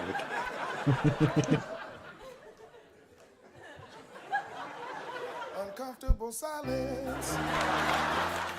Listen to me. Listen to what I'm saying. You cannot disprove something that is an inversion. It still has math to support it. How was school? It was fine, Mom. This is our last week. Uh-oh. I better start going. You can't disprove an inversion. Do you understand that? You know what I'm saying, Joe. No, I don't know what you're saying. I mean, come on. Oh. There are some people in this world who don't know how to think for themselves. There are people that just blindly believe everything they see. You know what? We're done. I'm not going to say another word. And there are people who actually do the research for themselves. For the most part, a group of abject, craven, opportunistic, mentally challenged invertebrates. I mean no disrespect. And things like this, they're appealing to stupid people that don't use their brains.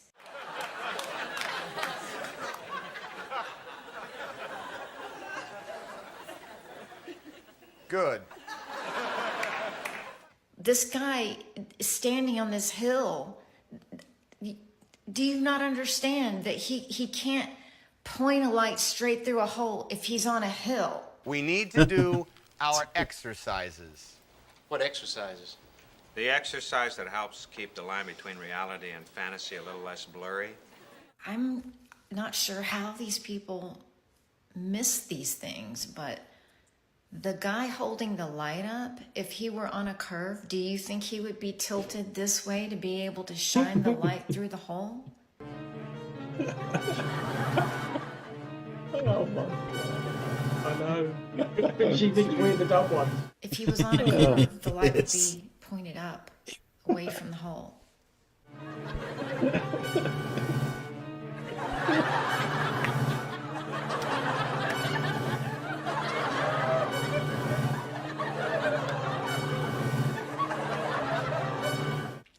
One more time, look at this picture. Hey, what the heck's going on? What are you... What? Hey! Hey! This guy's standing on a hill. This is supposed to prove the earth is curved because he's shining the light through the hole.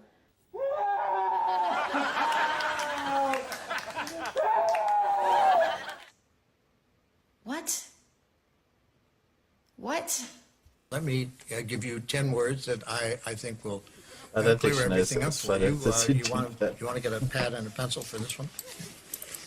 Stop it or I'll bury you alive in a box!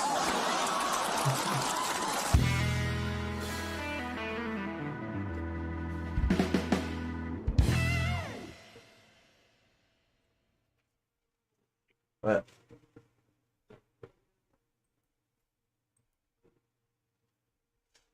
Well, there you go. I don't think she realised that was a flat earther. That video, the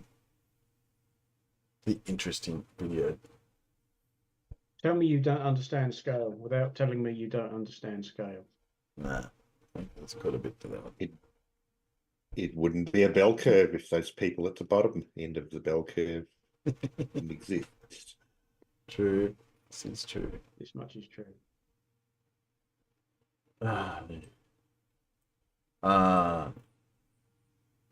Should I really play Expat Taffy? Expat Taffy here. Kyle Adams. Oh, that's good. That was a good point too, Paul. I mean, statistically, we need those stupid people, don't we? We do. Otherwise, yeah. Otherwise, we wouldn't be classified as smart. That's right. Yeah, but could we just not have a different type of distribution? Well, there are different types of distributions, but there's always going to be those people on the bottom end of it. But some bottom ends are not nearly as wide as other bottom ends, are they? Yeah. Yes. Not going there.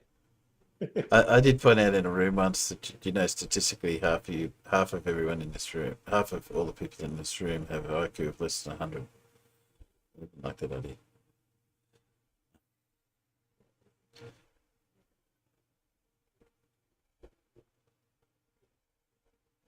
Well, here we go. We'll finish. Scary thing to finish off with. Oh God, no! Hi there, folks. Welcome to another video by the brilliant expert Taffy. Well, it's not much of a video; it's just a short one. I'm the author of something. A video titled "Titanic: The Great Deception," and here is that video here, folks. Here it is, folks. I'll leave a link to this video below. Now, with that, I thought I brought out enough evidence to really prove that there was a switch in the two ships. Now, what I can tell you all now is this is not going to be like any other video. It's just going to be a short advertising video. What I have done, I have made a remarkable discovery which proves categorically and without any shadow of doubt evidence that the ships were switched. I can show you now, Pretty much. positive evidence, cannot be disputed, cannot be denied, that the ship that carried on for another 25 years was not the Olympic, but the Titanic. This evidence... Yeah. Somehow I don't think it'll be as great as he is, but it's so like, yes, big deal. I just liked the type something. He's got his video set up and he's meant to type something in here to go on the bottom of his video. It's got type something.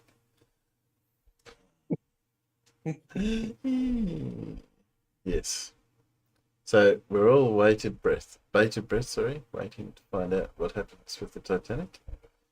Somehow, it's sort of like most people's care factor. If it was the Titanic or the Olympic set, there's still something sunk. Makes so amount of difference. Anyway, well, I think I might call it an early night. If that's all right with you guys. Pretty busy day, I admit. Unless anyone's got anything they'd like to present. Did you want to try and work out what this word was? Anyone come up with an answer?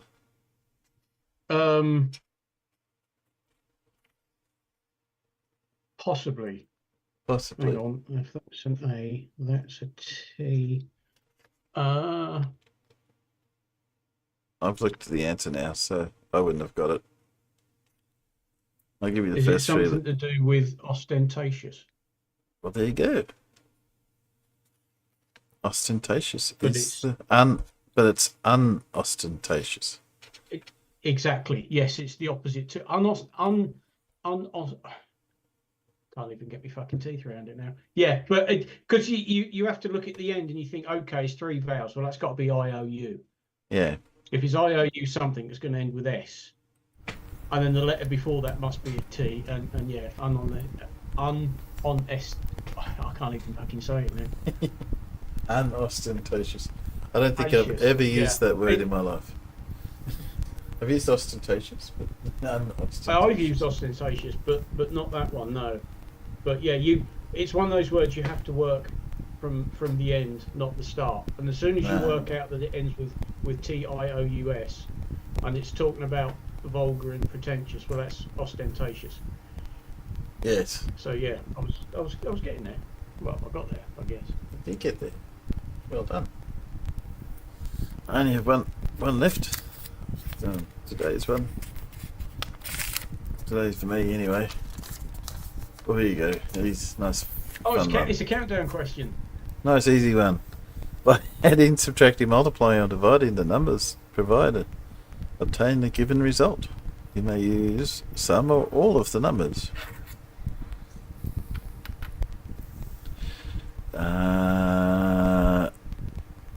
Well, I was going to say the quick one would have been 1 plus 9 gives you 250 plus 4. There you go. Done. Plus 4, which gives you 254. Yeah. 1 plus 9. Not entirely sure there's another way of doing it without all numbers. 225 equals 250 plus 4.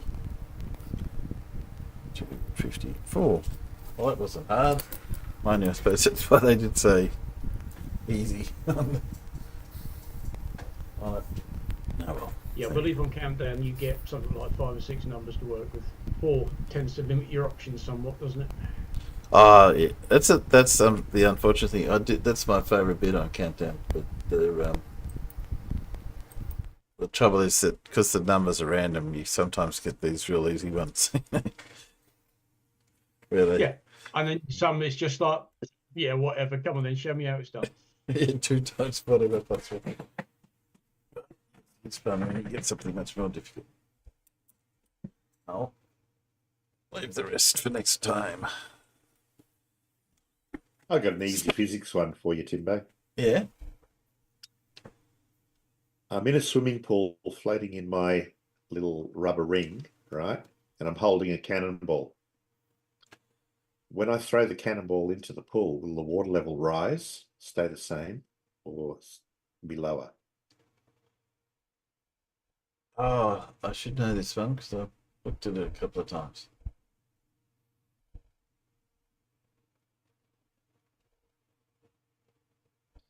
Doesn't it get... Is it a Euclidean cannonball?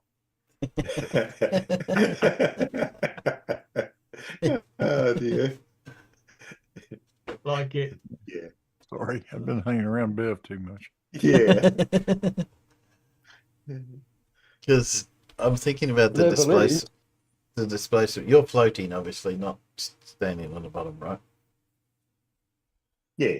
You're floating, not standing on the bottom. So you're able to float with the cannonball, which means that you plus the weight of the cannonball is good enough displacement. When you let go of the cannonball, it's going to change the displacement. Now, obviously the volume of the water will go up because of the cannonball being in it, but the mass of the cannonball for the water, its volume, would be higher. So I would guess that the water level would go down. Down? Yeah. I must have thought about it the wrong way, and the water goes up, but I'm going to go with get down. Let's get lower. Anyone else want to chime in? My gut feeling is the water level will go up. Why do you think that? Well, if you're floating in your rubber ring, and that's just a picture I can't get out of my head, holding a bowling ball, you've got the buoyancy of the rubber ring. You haven't got the full displacement of the bowling ball yet because it's not in the water. As soon as you put it in the water, it's going to displace exactly the volume of the bowling ball. But whilst you've got buoyancy acting, it's not displacing that full amount. So when you let go of the ball,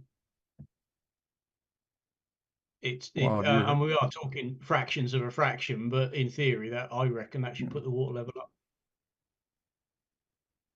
There's, of course, a transition section in there where the bowling ball is on its way to the bottom. Yes, but that's not going to change the volume. What about when the bowling ball's in the air between the rubber ring and the water? That's going to be different. Yeah, that's a transition. That's going to be a transition. But once it's in the water, it's going to be the same all the way to the bottom. That on the side of a swimming pool could be interesting. Well, you could take a bloody simple problem and turn it into a freaking complicated thing, right? I know, that's what I was doing. This is what a nerd would do.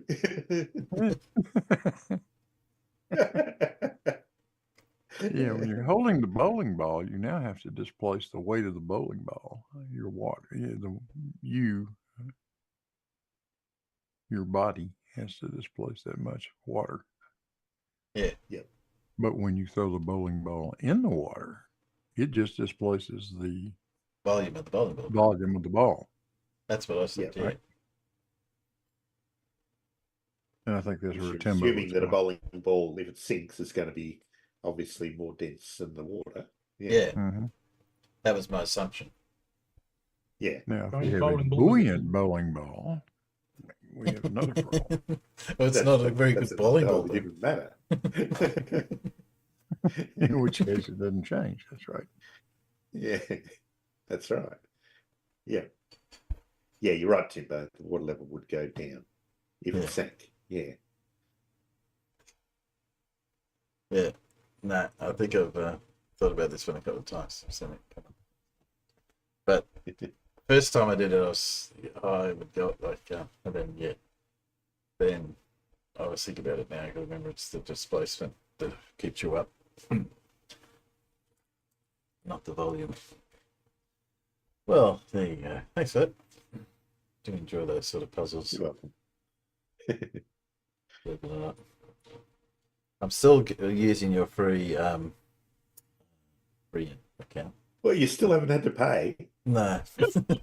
You're kidding. No, I haven't had to pay. Well, I forget. When was that? I think it was meant to run out on the 6th of December, right? On the what? It was meant to run out on the 6th of December. Yeah. Yeah. Well, it's no longer the 6th of December. It's the 20th of February, and it's still going. And I'm sitting in Einstein League. with you know, whatever day streak I'm on. I've been learning how to properly add angles that are expressed in degrees, minutes, and seconds. Oh, okay. The Flurfs have been teaching me. Oh, really? And in order to do that, the correct way is to convert them to decimal degrees first. Really? Does that help? Yeah. You have to do be a that. complicated process that they could stuff up, of course, would it? No, you can't possibly add up the seconds and then add up the minutes and then add up So no, what you can't happens? do that. So what happens So if you they're? have to add, Yeah, keep going. Yeah, keep going. So you have to first convert it using an online converter, of course. Well, you can't do it in your head. You first you can't. No, you can't. There's no way of doing that. You've got to have an online converter. You first have to get it in decimal form, and then you can add up the decimal angles. And here's the cute part. If you end up with a number like 180.0006 something or the other, you can ignore that part. Oh, right. The 0.006 doesn't matter. Of course you can, yeah. How inconvenient. Let's ignore that. Yeah. Thereby proving that all triangles have exactly 180 degrees. Okay. How convenient. I'm not kidding you. That window-looking nitwit J-Ro over there on Beth's channel, literally tried to convince me of that. The guy that claims he's an aeronautical engineer. Oh, that guy. Oh, right. Yeah. Yeah, the same guy that couldn't recognize what the lift formula was when I asked him about it. So did you ask? Did you ask him if it's 5:15 and you want to go to the shops in 10 and a half minutes? Do they have to convert it to decimal to work out what time that's going to be? What I was going to say, if they can't work in base 60, how do they tell time? Hey, what I'd really like to know is how would they have managed adding up currency in both the UK and Australia in the 1950s? All right. Yeah. £10.15, 3 shillings or whatever it was. I got a feeling if that boy was in the shop and you told him you wanted a 100-degree countersink, he would go get a propane torch and a thermometer. Yeah. Yes. They've never ever worked in imperial dimensions, haven't they? What's the 64th?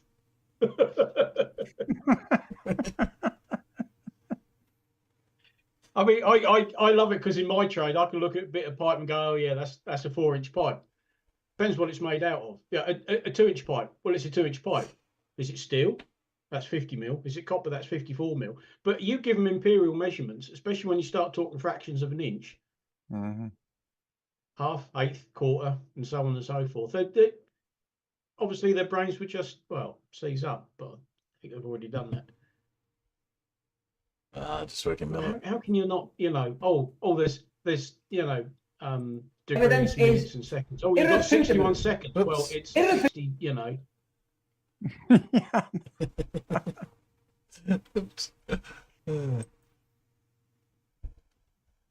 Honestly, if the Babylonians could see us now.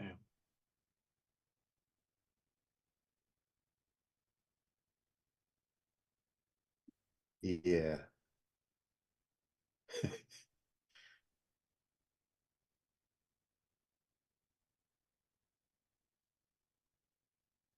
Dear. Yeah, it just gets more and more strange as time goes on. But they'll sit there professing that they're the experts and know everything about it, right? Yeah. An hour. I mean, the other night it went for nearly 5 hours. And what are they talking about? Well, they've been all beside themselves over this spherical triangle crap, and they remain hopelessly confused. They can't get their heads around the idea that you don't get very much spherical excess when surveyors go do their thing, unless it is a really huge, huge triangle. Yeah. And even when it's really huge, you're talking an arc minute.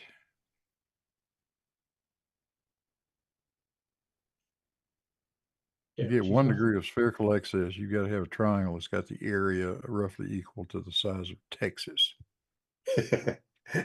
And you ain't going to be looking from a satellite from one point to another if that's the size Yeah. you're doing, right? And they wonder why plane surveyors don't take the curvature of Earth into account. I'm only working on 2 acres. It's bugger all. Exactly. Higher length though. You're on a tiny little building site that's a couple of 100 meters across or something. Do you worry about the curvature of the Earth? No. Nope. Why would I?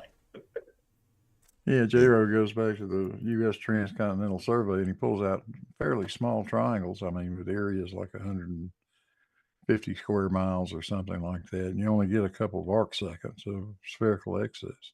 Mhm. And that's the number I was quoting. You know, you end up with, if you do it in decimals, you end up with 180.0006 something or the other, right? Two arc seconds. Yeah. Still there, though. It's still there, though. But when you're that small, you're at the range where the accuracy of the instrumentation could push it either way. Actually, True. You could have an instrument error that could actually have you come up with a negative spherical excess. Yeah. Which is clearly impossible, or it couldn't exist, right? Triangles can't have negative area. Well, they can't. It's got to be perfect either way. So yeah. But when you go to the bigger ones, and he has all this information, they've got all the information there. It's all in the same damn report. Yeah. You go to the larger triangles, and you get now 45 or 50 arc seconds. That's way outside the range of the instrument error. Yeah. Yeah. So if the instrument's off by a couple of arc seconds, who gives a shit? You still got spherical excess. Yeah. I was been turned in that thing of putting all those numbers in. I helped with that. Read quite a bit of that report when I was doing that. They just no comprehension of that was what was involved in creating that survey. Right. Huge amount. They just can't scale. They just can't envisage being on a planet of the size where, you know, the sort of distances we're talking about, curvature doesn't really matter because it's so small, because compared to us, the planet's so bloody big. And it just blows their minds. They just can't handle it, can they? Nah, it's mostly that, yeah. But they can't handle a lot of things. I suppose that's just another thing to add to. Well, reality being the top of the list. Reality, I have no truck with that. Explain anything to them. It's sort of like, oh, how could that, GIS can't work, GPS can't work with this. Tell it satellites and how they all the dishes point at the same spot in space. Oh yeah. No, okay. Doesn't make any sense to them. Well, hey Paul, have you been to see this? What's that? Have you been to see this? This is What is it? In Melbourne. It's a scale model of the solar system. No, I haven't. No. So, yes, the over in St Kilda, obviously, is where the sun is, and then runs along the shoreline. So, it was interesting how small they some of the elements were. But, yeah, I think it's in it. It's totally worthwhile. I have to remember this if we're ever having discussions with our other Melbourneite, James channel. See you ever going to see it. Oh, somebody did that out in the States a while back, didn't they? In one of those sort of salt flats or an equivalent area, and they were I think they were actually trying to scrape the orbits into the surface of the salt flat, and they did all that to scale. It was absolutely fucking huge. Yeah. This is what they've done, given that initial sun size, obviously, but Earth and all the other ones. What got me on this one is, see the this is over on the corner. Does that mean that whoever set out the plinth put it in the wrong spot? And then when the guy comes... Does make you wonder, doesn't it? Because it's a bit suspicious that it's on the edge there. But, oh, yeah, we can just catch it on the end there. It's like looking on the heating schematic and one of the radiators is labelled 7A. You'd done the whole thing and then realised you'd missed a radiator out. I mean, that's a classic. Yeah, everything's in its place. Shit, no, it's not. Yeah. Quick, adjust. And this is the Earth too, so that one's we do. Now I can see, good knowing how a surveyor would have wanted this to be absolutely perfect. They wouldn't have accepted that it be, because you could have put it on the middle of that fence, right? No one would know the difference. Yeah. And at that scale, but someone said they want to be absolutely perfect. That's the moon, I think. Oh, mind you, but it could have been because they're trying to fit the moon and the Earth on the same plinth. Maybe. Anyway, I thought that might be interesting if you're ever down that way. Go see, I think they've got a little thing in it to give an idea. Pretty cool. It's cool, yeah. I have seen. Speaking of math, yeah. It's proofs. Timbo, I'll share something with you that I showed on Discord the other day. Oh, you can share now. Right. Right. Can you see that? Yeah. Yeah. Okay. That 2 this is a proof for 2 = 1, right? Yeah. I put it up on saying flirt proofs be like this, like showing how you can prove that 2 = 1. And I thought it was interesting because someone responded to my post with this. Yeah. You see?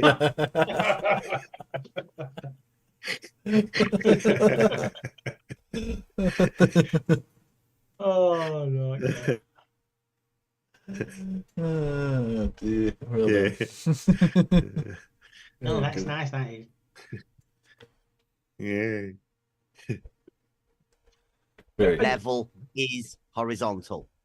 He is a short bloke. He's not quite that short in real life, but he's no 6-footer. I'll tell you that. He's definitely not huge in intellect either. So towering intellect, that guy. Yeah. Yeah. Oh, guys, I'm going to call it early tonight. About an hour short. Sure. Hopefully that's not a big problem to you guys. Been a bit busy week. Well, thank you guys for coming. Thanks, Peanuts. I'm saying sorry, Peanuts, have only just come. But I will run another show next week. Looks like my computer held up all night, which is a reasonable sign. I did have a bit of I did have a bit of a burning smell earlier, which made me worried that I had put something together wrong, but no, it's not coming from the computer, so that's a good sign. Oh, that's all right then. Yeah, Okay. Then you think, okay, well, what is on fire then? Yeah. Okay. Thanks, guys, out there. We'll see you next week. Peanuts. See you then. Good night, Peanuts. Peanuts. Right.